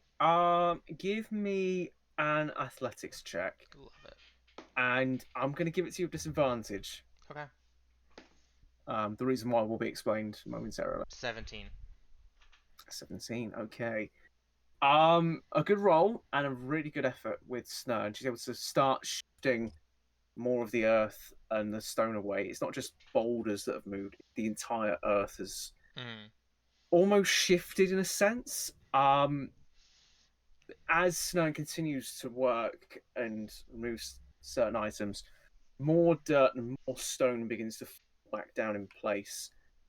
And you realize that there is a magical aspect case of dragged a load of stones and boarded it up. The tunnel itself, from what you can tell, is basically being sort of moved in a sense. Somehow, nature is trying to take back the ground itself.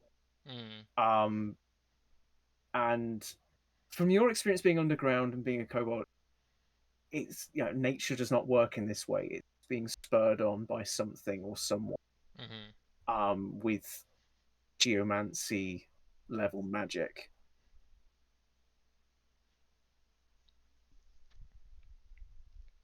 Okay. Well then, she's gonna climb out from the tunnel, and could I do some kind of investigation or arcana check to see if there's anything magical in the area that might be causing this? Yeah, you can certainly try. Awesome. Ooh. Sophie, that little 23. Arcana. 23. Okay. You look around the surrounding area. But whatever it is not immediately obvious to yourself. Okay.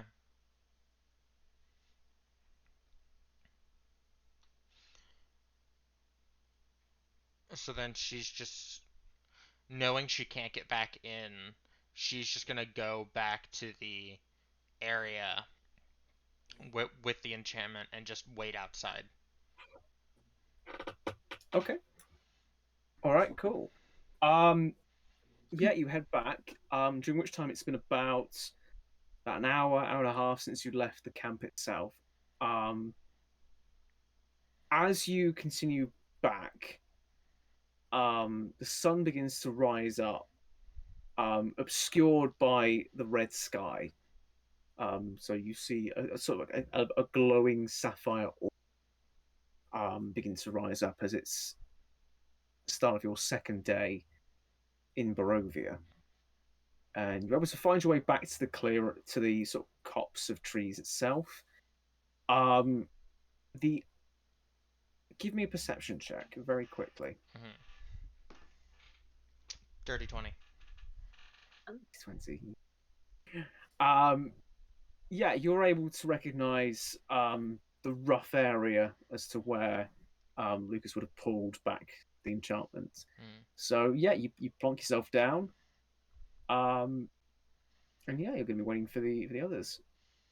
And then just as a she did when she left, she did leave a small note in the tent that just said went to tunnel. Well, thank goodness for the note. It's on the refrigerator somewhere. Yep. Joey Richter appears. Who's playing Dave Matthews Band? Which I think is a perfect moment to segue back to the cats who begin waking up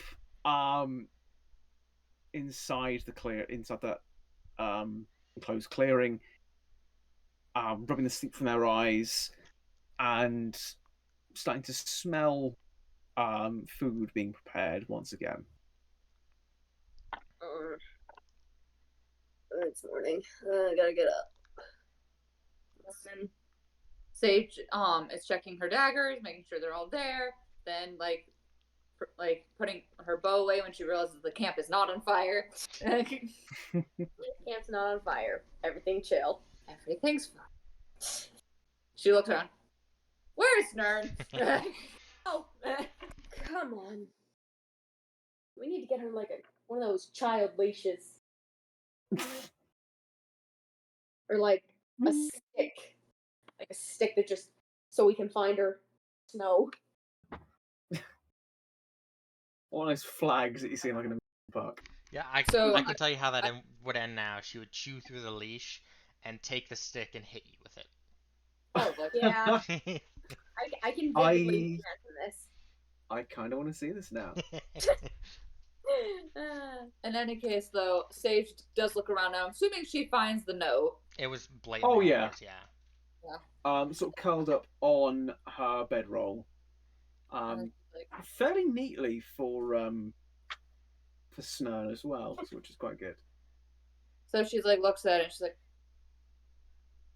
the child went to the tunnel. Oh man. How bad? Child? Oh, I really hoped you'd both be here, because, got some stuff to talk about. Want to talk with that madam lady. The one that everyone said was crazy. Said she was weird, not crazy. It was nice.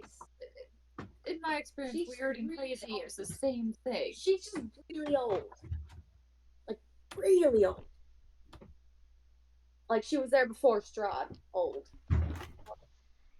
Like, remembers the time before, knows a lot of myths, legends, prophecies, which is kind of a good segue to the next thing I kind of want to talk about. What a conversation. It's not exactly a prophecy, because it doesn't rhyme. At least that's what she said. You think this old lady can see the future? No, I think she knows of these prophecies. She can see things. She can see dead people. That's comforting. I mean, it's Barovia. You met a were-raven yesterday. Were-raven is a different type of weird. We fought vampires. Why are ghosts so, out of the realm of imagination? Not a matter of ghosts not being in the realm of the imagination. It's a matter of one of them talking to them. Right. But that's not important right now. What is important right now is she said that the three of us might be able to change some things around here. 3 people seeking answers end up having a huge impact on this land, whether that's good or bad. Apparently that's up for us to decide. But I think we could potentially kill Strahd. And that takes care of the problem for Empirica, takes care of the problem here. We've been thinking that Snurn was the one that was dropped on her head. I am not crazy. You seriously think that, their armies have probably tried, and you think 3 people can all of a sudden just kill this man after 5 years? I mean, there's gotta be a weak spot. Yes. Evidently. There must be a weak spot in a man who literally can see this conversation right now and hear everything. Well, if he's listening, then and Paz just kind of like flips off the air around them. No. There is no response. No. We did our job. We found out what was going on in Barovia, why they're coming into our lands and not staying on their own place. We came here for a job. Right. I know. I am aware of all this. You think I want to be here any second longer than I have to be? Good. Then let's pack our bags, find the kobold, not the end of my statement, and leave. Report back, get paid. You think that's going to do anything in the long run? I don't give a damn about the long run. We completed the job. I think the long run should be kind of thought about. All these implications should be considered. Because, first of all, if you think he's so powerful that he can't be stopped, what do you think's going to happen? When we go over there, tell them, oh hey, certain doom and gloom's coming. Get ready for the sun to be the color of your blood. And what do you think was going to happen if we proceed to continue down hanging out in this place, is where he can see and hear everything, and then you think, we can just waltz up to his palace and be like, knock, knock, time to die? Well, not exactly like that. And what do you propose? propose? Make a difference. What I'm kind of thinking the three of us need to sit down, consider it, maybe come up with a plan, get a lot of garlic. Because garlic would be the solution to this. We lost camera. We lost. What, for the maps? Yeah. Yeah. No, that's me. That's me. I'm just planning something. I don't like that. Carry on. A Carry lot on. full of your idiotic nature. Just concentrate. Carry on. You know how they were saying, oh, go back home to your loved ones, hold on to them tight, prepare for the things ahead. Well, I don't think any of the three of us really have that many loved ones to hold on to. And maybe, just maybe, if we take this chance, we can keep other people from experiencing the same thing we have. Like what I just saw on the screen, Harry. I don't care. Ignore it. Carry on. Yeah. I didn't get any time at all to do this during the break, so just No ignore problem. me. It's all good. But the thing is, as we are It's not three people, and I don't. Well, I may not have loved ones to go back to. I do have a reason. I have things that I still have to do. Okay. And I don't exactly want. This was already a suicide mission in the first place, and we don't even know. We aren't dead yet. We got the information. We passed through the veil. So, I'm saying we ride this wave. You want. It's not riding a wave, it's pressing luck. So, maybe this luck needs to be pressed. I know your name has cards in it, but I didn't expect you to be this much of a gambler. Don't raise your tone at me. I am trying to find some solution for this, okay? What's happened here is gonna happen in America too. And what do you think happens once it's happened in America, huh? They just keep moving, they just keep eating, they just keep turning everything rotten. Sorry, but we are two tabaxi. I'm a kobold! Yeah, three who came seeking answers. Apparently there's a prophecy. Do you want to come talk to the old lady yourself? It's a prophecy of an old crazy bat! It's not her prophecy. She just told me. She knows things. Oh, she knows things. That makes things so much better. She talks to dead things. Obviously now she's reliable.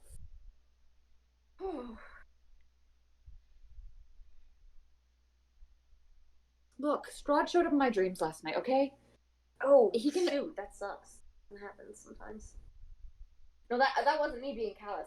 That happens like a lot here. But I'm very sorry it happened to you for the first time. It really does suck. The thing is if he can break in here with no issues, what makes you think we can break into his place? Maybe his arrogance gets the better of him, letting us live this long.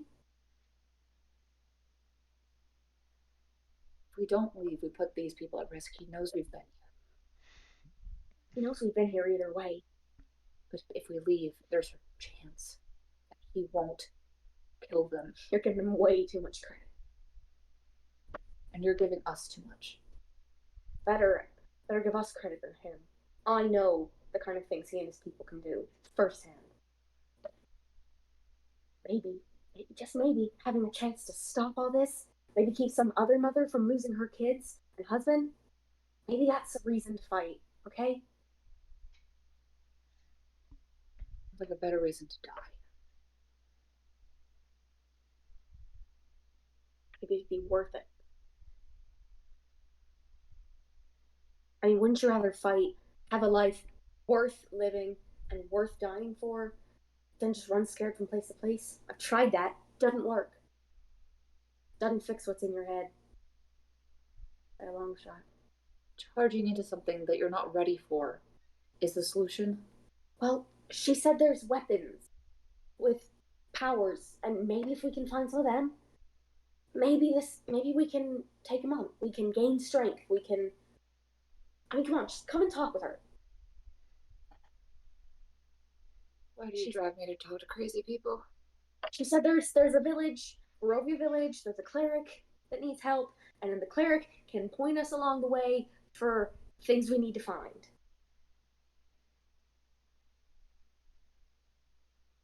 Tell you what. I'm gonna regret this later. We'll go talk to the cleric. It's my persuasion face. Look like an overexcited child. It is my persuasion face, and it works.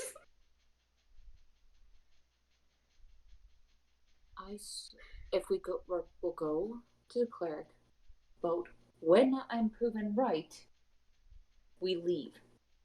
Okay. And when I'm proven right, and we kill Strahd and take care of all this, you say, "Wow, you were right, Paz." So that's an agreement?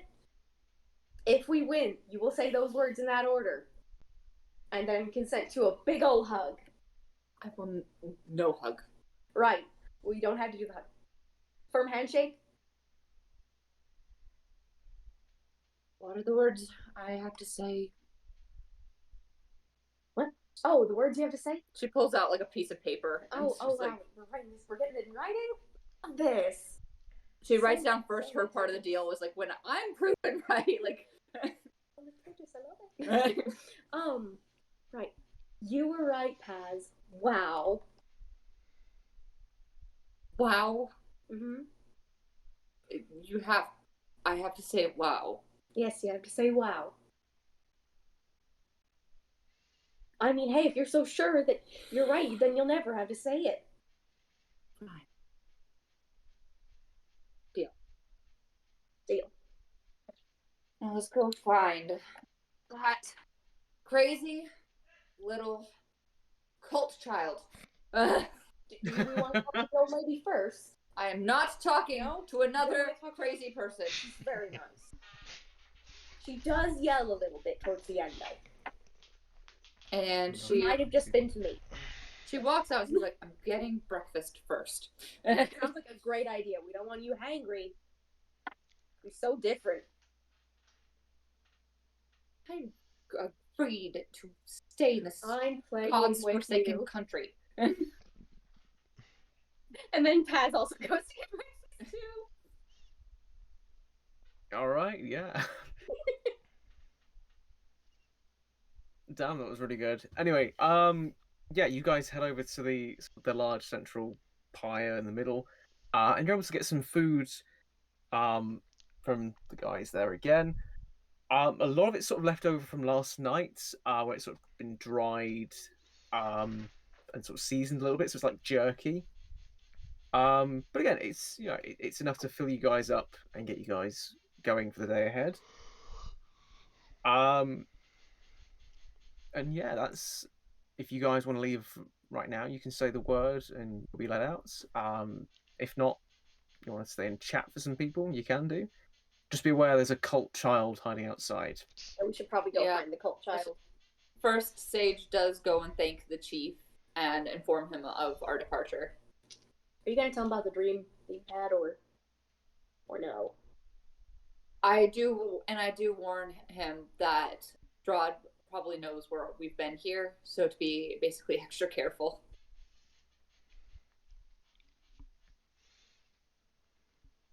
I'm not going to do the voice again because I've Okay. You're good. I don't know if you're going to or not. So she's like does inform him, and then they leave to go find Snurton. Yeah, we go to find the lizard. All right. As you leave, Lucas will back the entrance there and say, "Well, it was great meeting you guys. Don't know if I'll ever meet again. I hope so. If not, you guys are weird but cool." Thanks, kid. You were cool too. Stay safe, okay? Try to stay alive. Yeah, I'll try to. Same for you. Thanks. Good luck. Thank you. And we head out. And we go to the tunnel where Snurton said should be. Wait. Snurton's right out front. Snurton's right out front. Oh, But okay. you guys don't know that. You're heading straight. You're heading towards the tunnel with the intention of that, and you just see out the corner of your eye, cult child right there waiting for you. Okay, this makes it easier. Right? Goodness. Right, we can start heading northwest. Oh wait, we do need to bring her up to speed. Hey, Snurn! And we catch her up. Does Snurn have anything to say about all this? Not really. She doesn't really say much. All right, so I guess you start heading northwest for Barovia Village. Do you still have your bubble speech? Nope, that only lasted a minute. Okay. I think as they're walking, Pat's kind of like, hey, Smyrn, She just looks in your direction. you okay? I know seeing a lot of you people might probably had a bit of a toll on you. Just if you need anything, let me know, okay? Snurn keeps going. Other than joining your cult. And we keep walking. Okay. Yeah, you guys continue walking sort of northwesterly position, and the plumes of smoke you saw yesterday seems to be an indication as to where this village is. As you keep going towards that direction, you start to smell the actual fires themselves. And off in the distance, you see the start of a wooden palisade, which sort of marks out the borders of the town. They're about a good sort of 3 miles out at this point, so you guys are nearly there. You guys almost to the safety of the village when you see something else. Oh no. Harry Potter got back quickly. We see something else. Gotcha. There we go. There you go. I didn't want to just do that while you were heading off. And emerging from the trees, you see, if my curse will work with me, a figure. No. Emerging from the tree lines. This one, not entirely there, in the sense that it is shambling along, bits of flesh sort of torn off, muscle, the elements. You are looking at a zombie. Oh, fun. And as it sort of drudges through the snow-laden environment, you sort of hear it gurgling and making noises, just... Oh, ooh. Vicious mockery. Actually, before she even gets Cast off, vicious mockery. before she even gets the spell off, like I just fire an arrow into its head. It's gonna start beating Well, this thing. Seeing as we're doing this, everybody roll initiative. Kill! Immediate reaction: death. We're like, oh, zombie, die. Death! 19. I'm just gonna roll one. 19, okay. All right. 26. 6. 26. Hey, And there's zombie. 6. You double die? Okay, 19, 26, and 6. Okay, so that means, first of all, in the pecking order, we have got Sage. If you want to pop yourselves on the map as you would see yourselves fit. Zombies, they're sort of around the clusters of trees. Where are our character Yeah. tokens? They should be on the left-hand side. We don't. There you go. That's Snurn. There you go. Hey, could you get ours on? I don't know which ones are which. I think this one is. I think wait, I found it. you found it. I think so. I'm just trying to find which one is I think the one I've just moved next to the tree line is Paz. Yeah, Which and means that yeah, this- go back over. That one. Yes, Sage. That one there. There we go. Wonderful. Which means I can get rid of these ones because these are the villains. Yeah, feel free to adjust yourselves accordingly. As to where you guys would be, roughly speaking. Lizard in front of me. Lizard has armor. I like the fact that Paz immediately goes to the back. I'm like, I will hit it from afar. That's From Jafar, that's okay. new for you. I'm learning, okay? Give me the space to learn. I've learned from my mistakes. Exactly. But yeah, Sage. It's top of round. It is your go. Okay. So it's been a minute. So my assassinate thing lets me have advantage on attack rolls that any creature that hasn't taken a turn of combat, and any hit I score against a creature that is surprised is a critical hit. Will he be surprised when an arrow goes into his head? I would say so, yeah. Most people could be pretty dang surprised. So let's see. Okay, that's 15. Oh, dang it. So 15, does that hit? 15 does, yeah. Go ahead and roll your damage. All right, 1d8, and it counts as a critical. And do I get the sneak attack? Yes. If it's yeah. Okay, so 1d8. My d8 damage is 7 plus. See, short bow. No, that's a d6 for that. Never mind. Here. So that's not very good. But that's 5. So 1 plus 5 damage for the short bow, and then for the sneak attack is 8 more damage. I'll have to go and fetch my dog. That's 14 total, right? Yes. Okay. That's piercing, right? Mm-hmm. Yeah. Cool. Yeah. Because I don't see how mine. So, and then I'm going to dart behind the trees and use my the one to my right next to me, and I'm going to use my bonus action hide. All right, cool. I dart behind the trees. What trees? We're in a forest. One right near me. Yeah, make me a stealth check in that case. See if you survive. You'll be rolling against the zombie. Well, that's a nat 1. Plus 8 is 9, but it's a nat 1. I mean, the zombie rolled a 3, but it's got -4. So even my nat 1 wins. Yeah.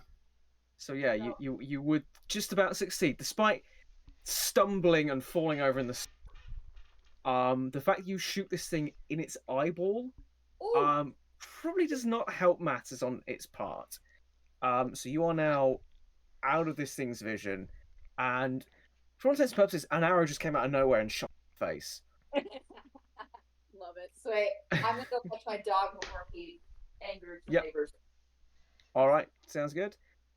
Which brings us quite nicely to Pales. All right. I would like to cast Vicious Mockery on the zombie.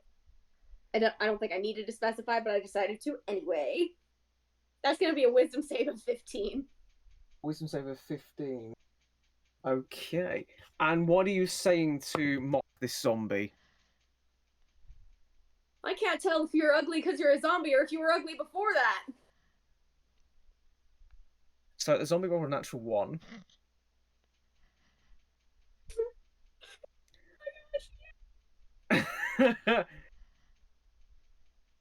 That's 2 points of damage. 2 points of damage. Okay, damage is still damage. Still damage.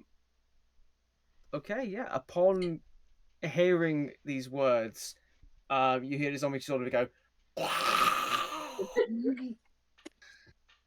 Yeah, this is a real experiment in hissing and.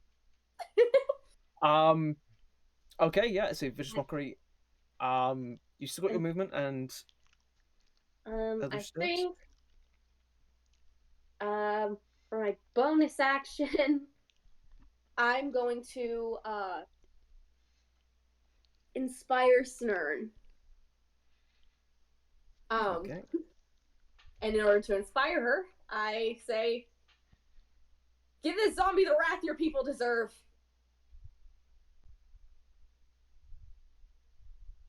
All right, Snurn, you feel inspired. Love it. And what's the inspiration dice for Snurn? D6. A D6. Awesome. Cool. Is there anything else you'd like to do for your turn? I'll move a little over here. It's gonna keep a nice berth between. Give the zombie a nice wide berth. Yeah, it's probably for the best. I don't want him to touch me. Okay. It is now the zombie's turn to catch. And upon hearing those horrible, nasty words from Snurn, you see his head just. Sorry, from Paz. Too many fucking names. 3. Yeah, 6, including your actual names. Come on. You see the head just turn, and it will just charge straight towards you. And by the way, thank you so much for your movement, because you moved nicely on Dang it. right there for the zombie. No! I Uh, don't want that. No thanks. well, oh, shit. And he's Oh, going you to. moved out of opportunity attack range. Mm, Dang it! yeah. So he's going to start off by attempting to bite at Payers, and does a 22 hit? Yes! 2 hits! Well, wait. Should I double Did check? he or did he not enter and leave my attack range? What, 5 feet of your attack range? Yeah, because he Mm. was. He would have just passed through, yeah. So can I roll my op attack, see if it kills him off first? Yeah, okay, yeah, sure. Nope, nat 1. Okay. Yeah, you go and swing, and he's fast. Okay. But the bite comes in at 3 points of piercing damage as this zombie's gnarled, crooked, missing gum-lined teeth just bite straight down into your arm as you just bring it up to just to shield yourself, Ow. drawing blood. And a one slash of his claw. Just gonna... It's 17. What? That's rude. Does that hit? Yeah.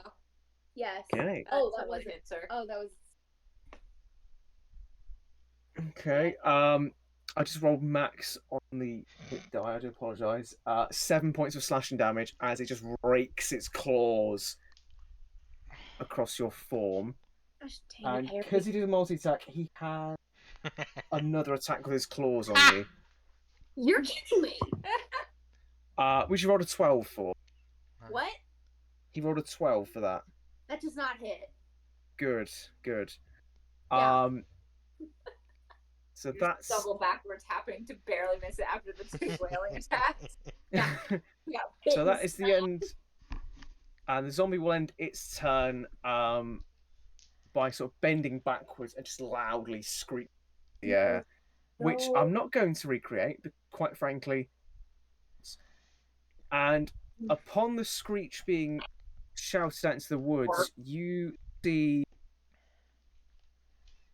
another zombie emerging from the undergrowth, followed by another zombie No. and another. That one's big. Oh my gosh. There's And another. Harry.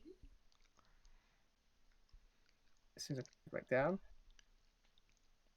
And guess what? Another? Another one. And this one was close. Thing there. And that will be the zombies go. Completed. How dare There's you? 5 more just gurgle and start running, guys. So it brings us to Snurn. Perfect. Snurn is going to go and flank with Paz. Okay. Just go for a stab straight through the backside for a 27 to hit. Go ahead and roll damage. 9 points of magical slashing damage. Natural slashing damage. Okay. Interesting stuff. Okay, cool. As you stab through, Snurn finds that one of the arms ends up getting in the way. And as the blade goes straight through, it actually severs the arm at the elbow, and there's a soft thud as the right arm just falls around. The zombie is still up, but just about. He's looking very, very bloody. Okay. And then I will bonus that. Oh, wow. I will reposition myself a little bit, still within attack range. And from here, I will Draconic Cry with my bonus action to give the other 2 advantage on their next attacks. Ooh. All right, cool. Awesome stuff. So bonus action. Is that all the movement you'd like to do? Yep, that's me. Cool. Back to the top of the round, we have Serge. Okay. Which you do So, get your sneak attack because you have advantage. Yeah, I. Huh? I You should do get sneak your attack. sneak attack because you have advantage. Okay. So I'm going to fire at I'm going to basically loop behind Snern and fire off an attack at the zombie that's in between the two trees to my left. Gotcha. And just fire off another arrow. Let's see. I get advantage. So let's see. Okay, so 24 to hit. Go ahead and roll your damage. All right. So the main damage without the sneak attack, that is 9 damage. And then Good. sneak attack added, that is 11 more damage. So 20 damage so far. Yep. And then we are going to bonus action hide again. We're going to climb the tree. You're going to climb the tree. Okay. Make another stealth check. Call the fire department after the fight when you can't come down. Shut up. Stealth check. Natural 20. Yeah. You straight away, just hidden. And another zombie has been embedded. Like Boromir. So that's your whole turn done? Yep. Alright. Pales. So I'm going to hit this one with my rapier. Okay. Since it's right here. Again, staying in front of the zombie. I'm gonna hit it, and then I'm going to leave once it's dead. Does it look like it's gonna die? It just lost. He did say it's very.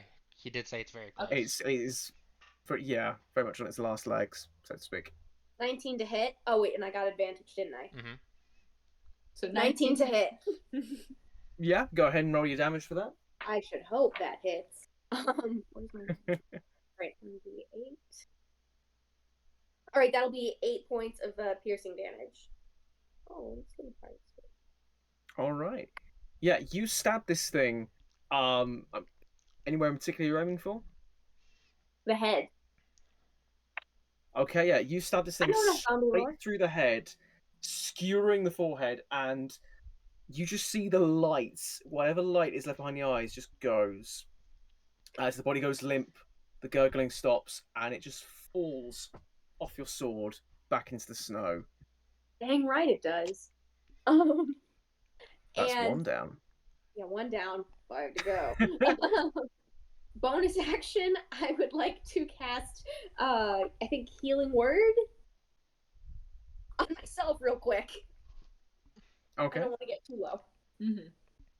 So I'm going to pop that. That's 2d4 plus 5.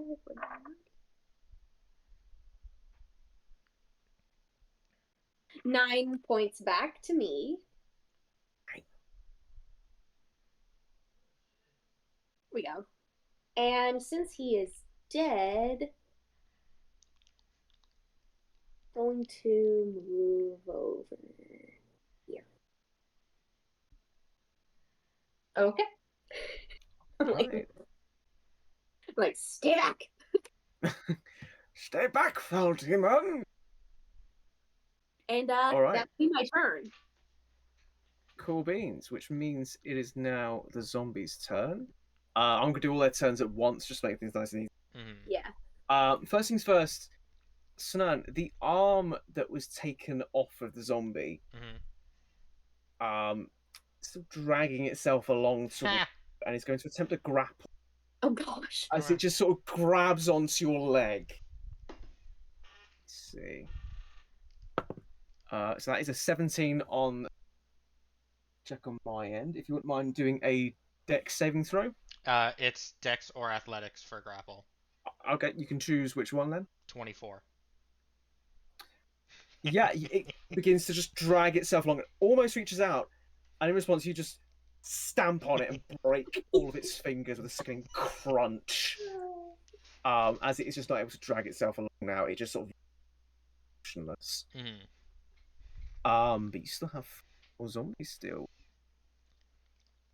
With this first one coming right down to you, Snan. Love it. And it's going to do multi-attack on yourselves. Prepare for a bat. Hit. That's going to be a 9, which I'm guessing is... Yeah, that's gonna miss. Okay. Following up with a claw attack. A dirty 20. Just hits. And a 22 for second claw attack. I'm going to Both hit. both at the same time. Great. Well, not for you, but, you know. Yeah, right. Okay. So with a combined total of 9 slashing damage to claw attacks. Okay. I know you've got some bullshit way to reduce that back down. I'm not going to. Just for me. Just for you. Oh my god, I feel loved. And upon that impact, you see more zombies starting to file in around the area. They're going to start closing in. Better just be these. Okay. I thought you were adding more of them, and I was gonna be like, No, the same ones. I'm done. There's going to be one nearby here trying to find Sage. So I'm going to do a quick Free. intelligence check. As long as, I don't think they. You I had are a not found just yet. Yeah, you are I not was like- 20. He rolled a 15, so he's not going to be able to find you there. You see a zombie near you, just sort of looking around. He can smell there's something there, but he's not quite finding the cat. Brings us nicely to, you know, I'll say it. Nerd. Alright, let's see something here.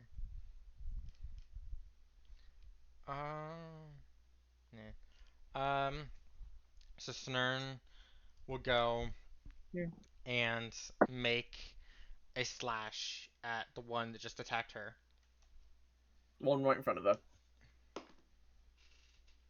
For a 15 to Okay. hit. 15 hits. Go Love ahead and it. roll your damage. Another 9. Oh, it's another 9. Okay. Is that 9 total? Yes.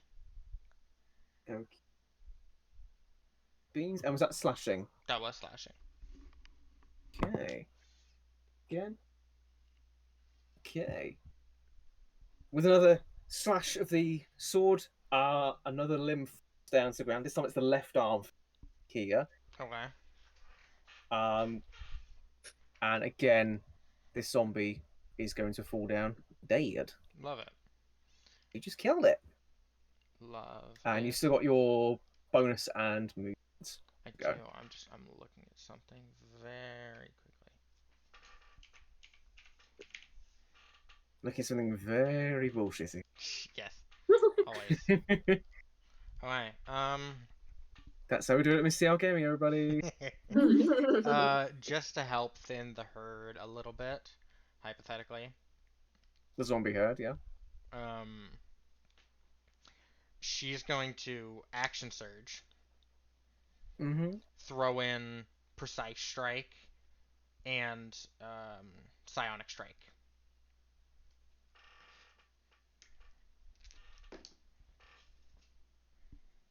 Mm, 24 to hit. Okay. Which one are you aiming for? Just so I know. The other one that's right next to me. Okay. Yep. Go ahead and roll your damage for that. Love it.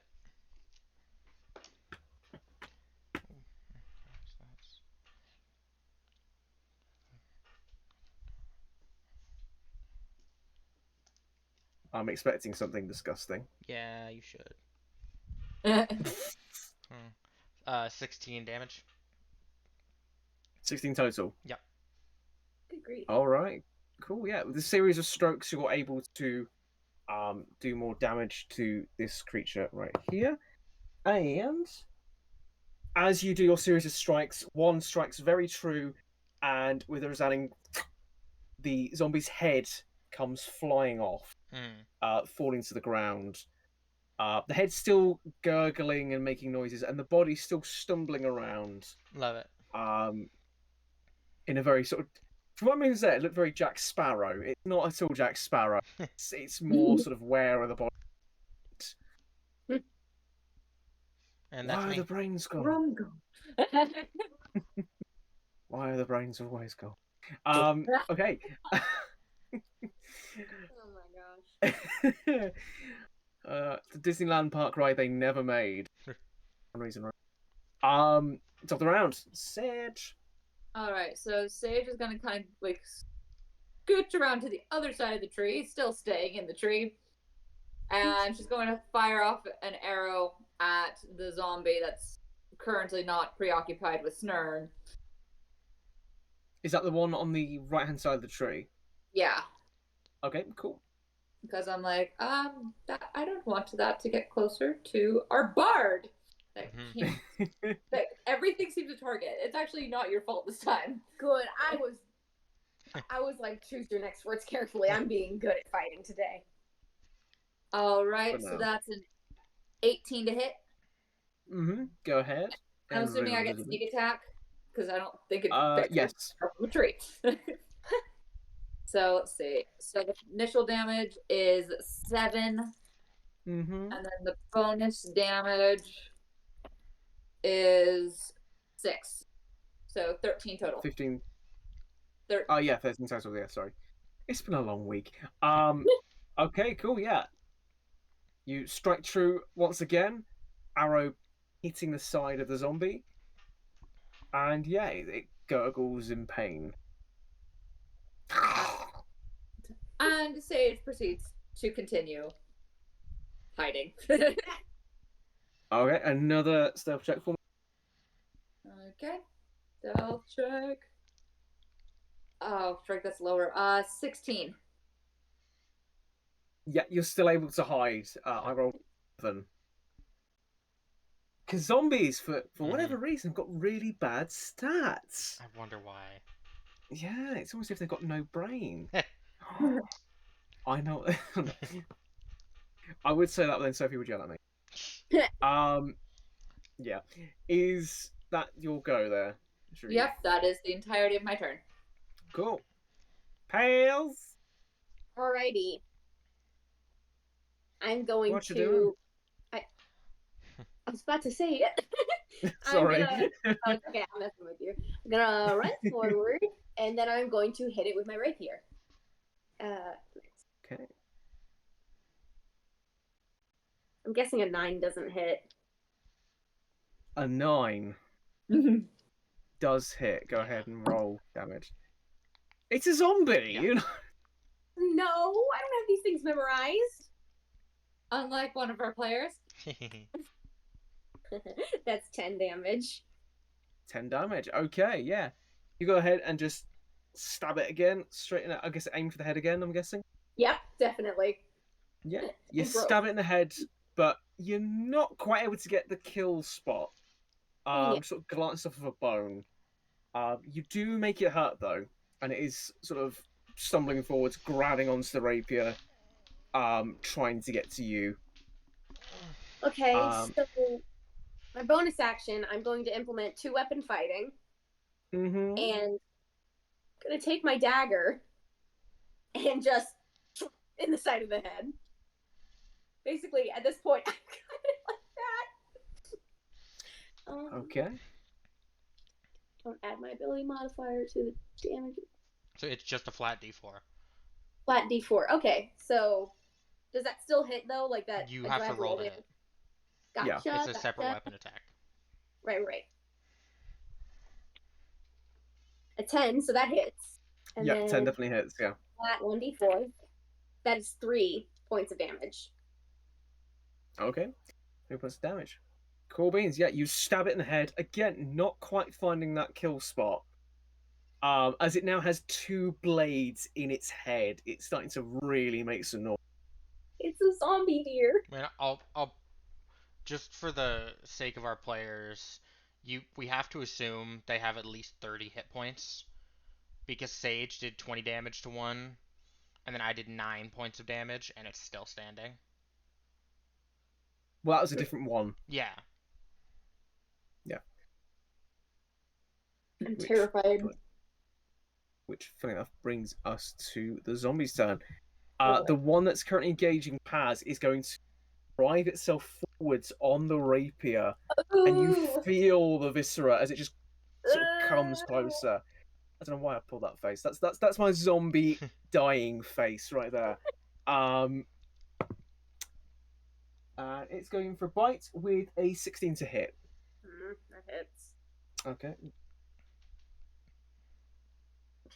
That is going to be 4 points of piercing damage, as again, it just bites down on you. And it's going to follow it up with its claws, which is going to be 16 and 16. Those both hit. It's going to be 2d6s. I'm doing them both at the same time, just making Okay. it a bit speedy for you. So a combined total of 8 points of slashing damage, as again, just starting to carve you up as well. I will. Okay. I will burn my reaction and negate that with psionic field. Where I rolled a 5 plus 4 and 9. So that negates Mhm. most, like, all that slashing damage right there. Yeah. Cool. Nice. Awesome. Thank you. Random rain bullshit. Talking of which, got a zombie coming in here again for an attack on yourself. Yep. It'd be a dirty 20 with the bite. Yep. 2 points of piercing damage. Love it. And for the claws, it's going in for a 19 and an 8. Hit and miss. Okay. See, I can still roll really badly and drop my dice. That is going to be 6 points of slashing damage with claws. Love it. Okay. Another zombie is going to wander in this direction, and again is going to attack you with bites. For 11. Miss. Okay, and then 2 claws. 14 and an 18. Miss and miss. Miss and miss. Okay. And finally, the third zombie is going to join its zombie brethren and sort of embed itself somewhat in these trees. That is going to be 21 for the bite. Hit. Yes. 4 points of piercing damage. Okay. And for the claws, 19 and a 12. Hit and miss. Hit and miss. Cool. And that is going to be another 2 points of slashing damage. Love it. Okay, which brings us to your turn. Alright. She sees this terrible situation she's stuck in. She just closes her eyes for a second, does a quick little prayer, and drinks some of her soup. Oh dear. Okay, go ahead and roll on the wild magic save. Ooh, that's a fun one. Oh no. Grease just extends from her as I cast grease centered on myself. Okay. Watch. Okay, yeah. For those watching Snurn, they just see out of her hands pouring this sticky runny liquid that just shoots out of her hands, coating herself and the ground around her, as well as a couple of zombies in this liquid. It is very unpleasant. Ugh. And it is a Unless you're DC into that sort of 14 thing. dex save. DC was in dex save. Do not fall Okay. prone. Do not fall prone. Okay. Dex 3. Okay, one of them rolled a natural 20. Oh wow. One of them rolled a natural 1. Love it. And then one of them rolled a 15. Okay, so 2 successes and a failure. This is one failure. On a failure, did you say they They fall prone? prone. That's it. Okay. And then I'm hoping I can. Yes, I can. Boom. Prone zombie. love it. Love it. And then Snurn is going to bonus action second wind. Okay.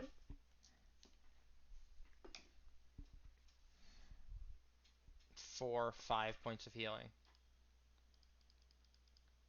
All right, noted. And that is my turn. Awesome stuff. Which brings us back to Sage. So Sage is Okay, are any of the zombies on Snurn's side that are like the two that are standing, are they hurting? No, those ones are fresh zombies. So I guess I'll shoot the one in front of Paz with my bow. Again. Okay. And that is 17 to hit. Roll damage. And I'm assuming I get my sneak attack. If my main attack won't be enough. That is, let's see, 8 points of main damage. And then 3 more points. So 11 total. Yep. Okay. Yeah, you knock the arrow, pull it back, and it just goes straight through the neck. And Paz, struggling with the zombie, just sees the light go from the eyes as it just falls limp. Nice. That is another one off the board. Heal up Snurn. And then she back into the tree. Is that stealthing again? Yep. As always, I don't like to. And she kind of swings around to the other side to basically prep for next session, but stealthy. Okay. And stealthing it. Oh, it's only 13. 13. You are seen by only one zombie, and it's one right next to you. The Okay. rest failed to see you. Okay. I'm climbing the tree. That brings us to Pales. For my bonus action, I'm going to cast Healing Word on Snurn. So that would be 2d4 plus 5. So that's 9 points of healing for you. Oh, wow.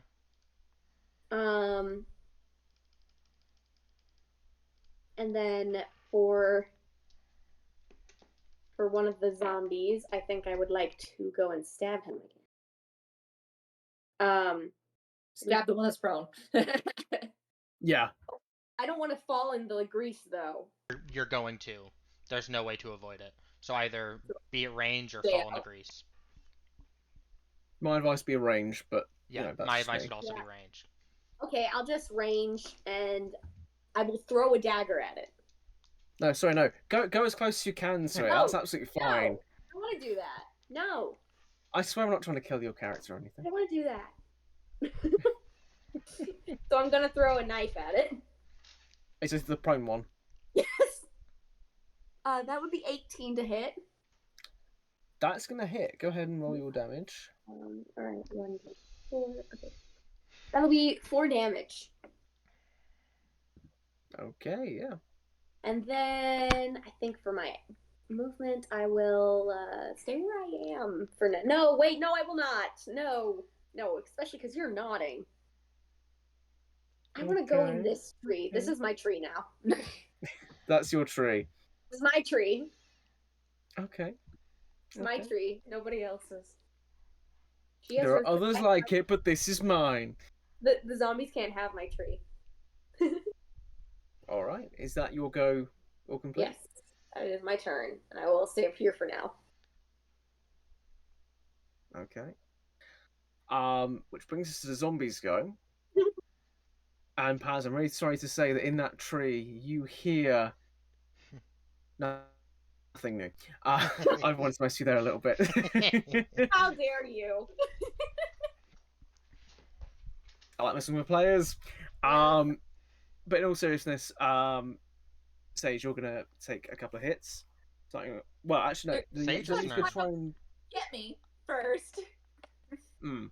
He's gonna try and climb up the tree. With an 8, it's going to just sort of flail at the branches. It's not going to be able to do that on there.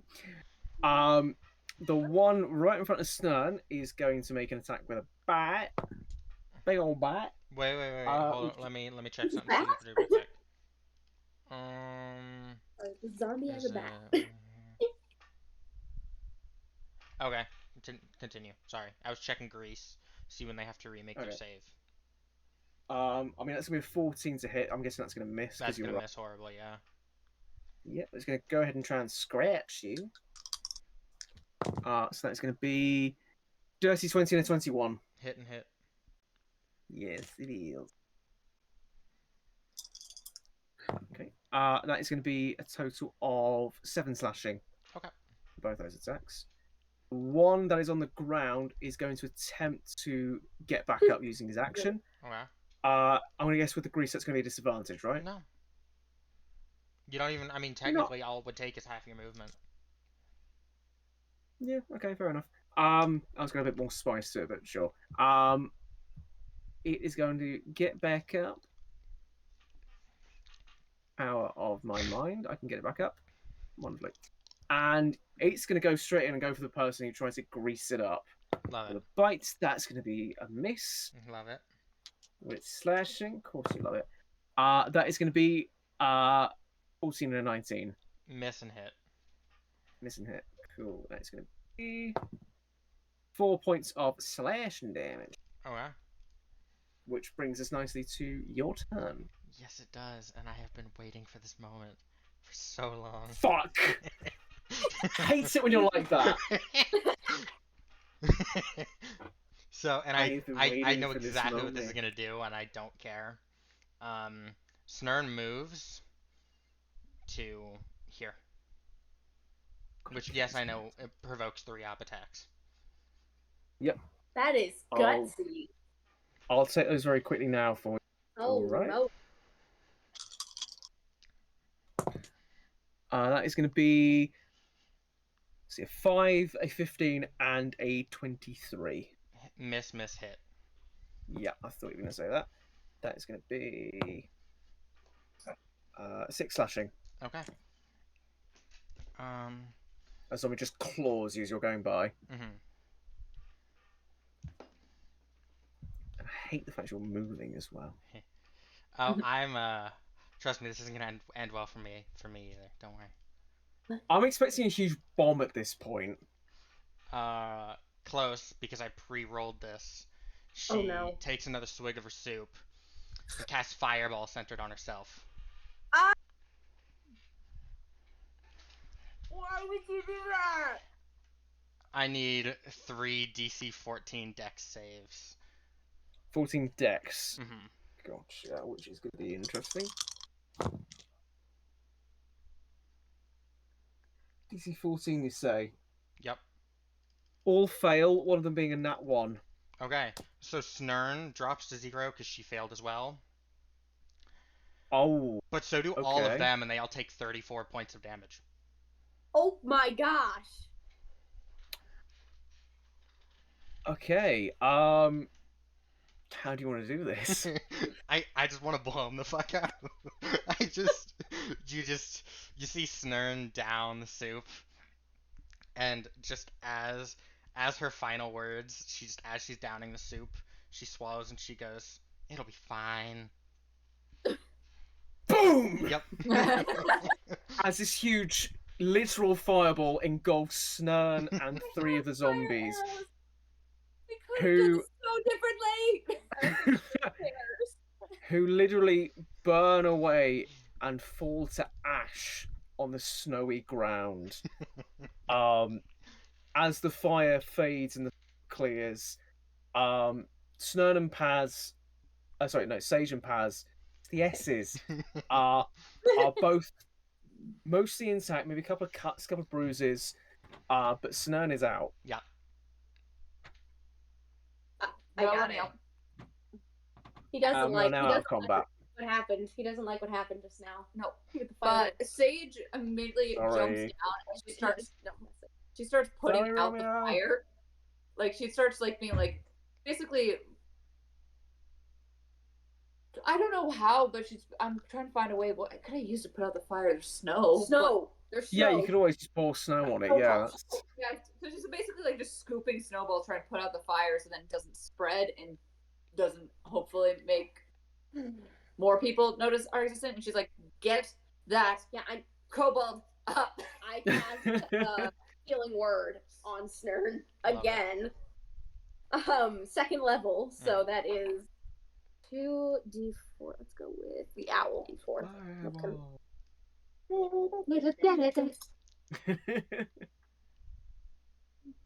10 points Love of healing. Not bad. Thank you. No, Romeo. Romeo, what is buddy? Come here. Come here. Romeo. Okay, yeah. Snug, He's you are growling. now stabilized. And Sage is just like, hopefully puts out the fires, and she's just like, little heads up next time. You didn't get hurt. I didn't know that was gonna happen. That's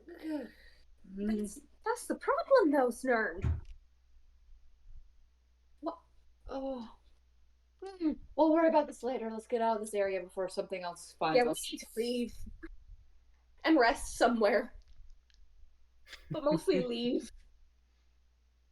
All right. Well, you guys do have the village of Barovia. Oh, yeah. Just a couple of miles down the road. If you guys would like to head straight there. Yeah, she's Yes. planning on heading straight there, and Yeah. then pretty much the entire way she's just like, I have fire arrows. And this is free. And this is but fire arrows could have easily just burnt them well after you left without catching you on fire. I'm fine. You weren't fine. I had to heal you. Otherwise, you'd have been dead. So at this point, just completely covered in soot. Yep.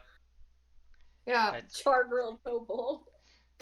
but isn't Ba-da-ba-ba-ba. not to be rude, isn't that kind of your job? To make sure we don't die. That is, I mean, yeah. I can't argue with that. Yes, that is my job. However, does not mean to fireball yourself at the slightest inconvenience. They were gonna overpower me at some point.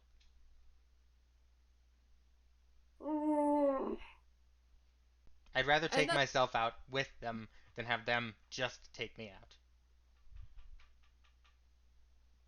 It's so funny. Guys, while we're traveling, I'm still at full health.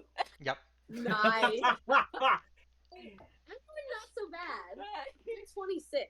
I'm like, that's my plan every time I play a rogue. It's just like, do not get hit. Mm-hmm. My gosh. Sage having found See, the this is perfect how you play combination rogue. of... I'm doing a good job playing my bard. I kept the lizard up.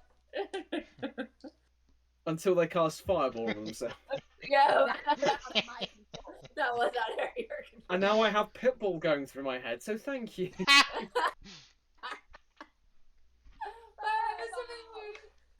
I'm assuming we eventually make it to town. Oh my god. Oh. Hey. Let you make it to town? Yeah. Yeah, after a little bit more walking, you find yourself at the wooden palisade that marks the boundary of the village of Barovia itself. As you go up to the gate itself, you see there's a little sort of porthole where presumably a guard can look and inspect, but it's sealed up tight. I put my face right in front of it. I grab her head and pull her back. Want these people to like us. Gonna say hello. She knocks and takes a step back, holding her by her scruff. Ow, ow, ow, ow. Okay, after a couple of seconds, the little porthole sort of opens up, and you see a guard there looking very gruff. What is it? What do you want? Party traveling through Barovia looking for entrance. One of us fireballed themselves because of zombies. You don't It's let a go of me. fucking thing to do. I'm gonna go boneless. I agree. Go ahead, go boneless. I'll leave you out here. And you have Snurn right below the porthole. I have no regrets. You see the porthole sort of close up, and then a little bit further down, a smaller one opens up, and he just sort of looks at you. You're pretty fucking sooty. Well, I can't just let you in here. You might be vamps. Let me see your teeth. Oh, Shit, okay. you got fucking face. We got vamps! We're tabaxi. Another guy comes up and goes, what? We're cats. They're fucking cats, you idiot. Look at the fucking foot. Well, I'm sorry, mate. I'm just gotta be. Just fuck off for a sec. Jeez. Still think it would have been a good idea to stick your face there? Yes. Whack. Right, you say you came across vamps, yeah? Nope. Zombies. Zombies, right. Gotcha. We killed them.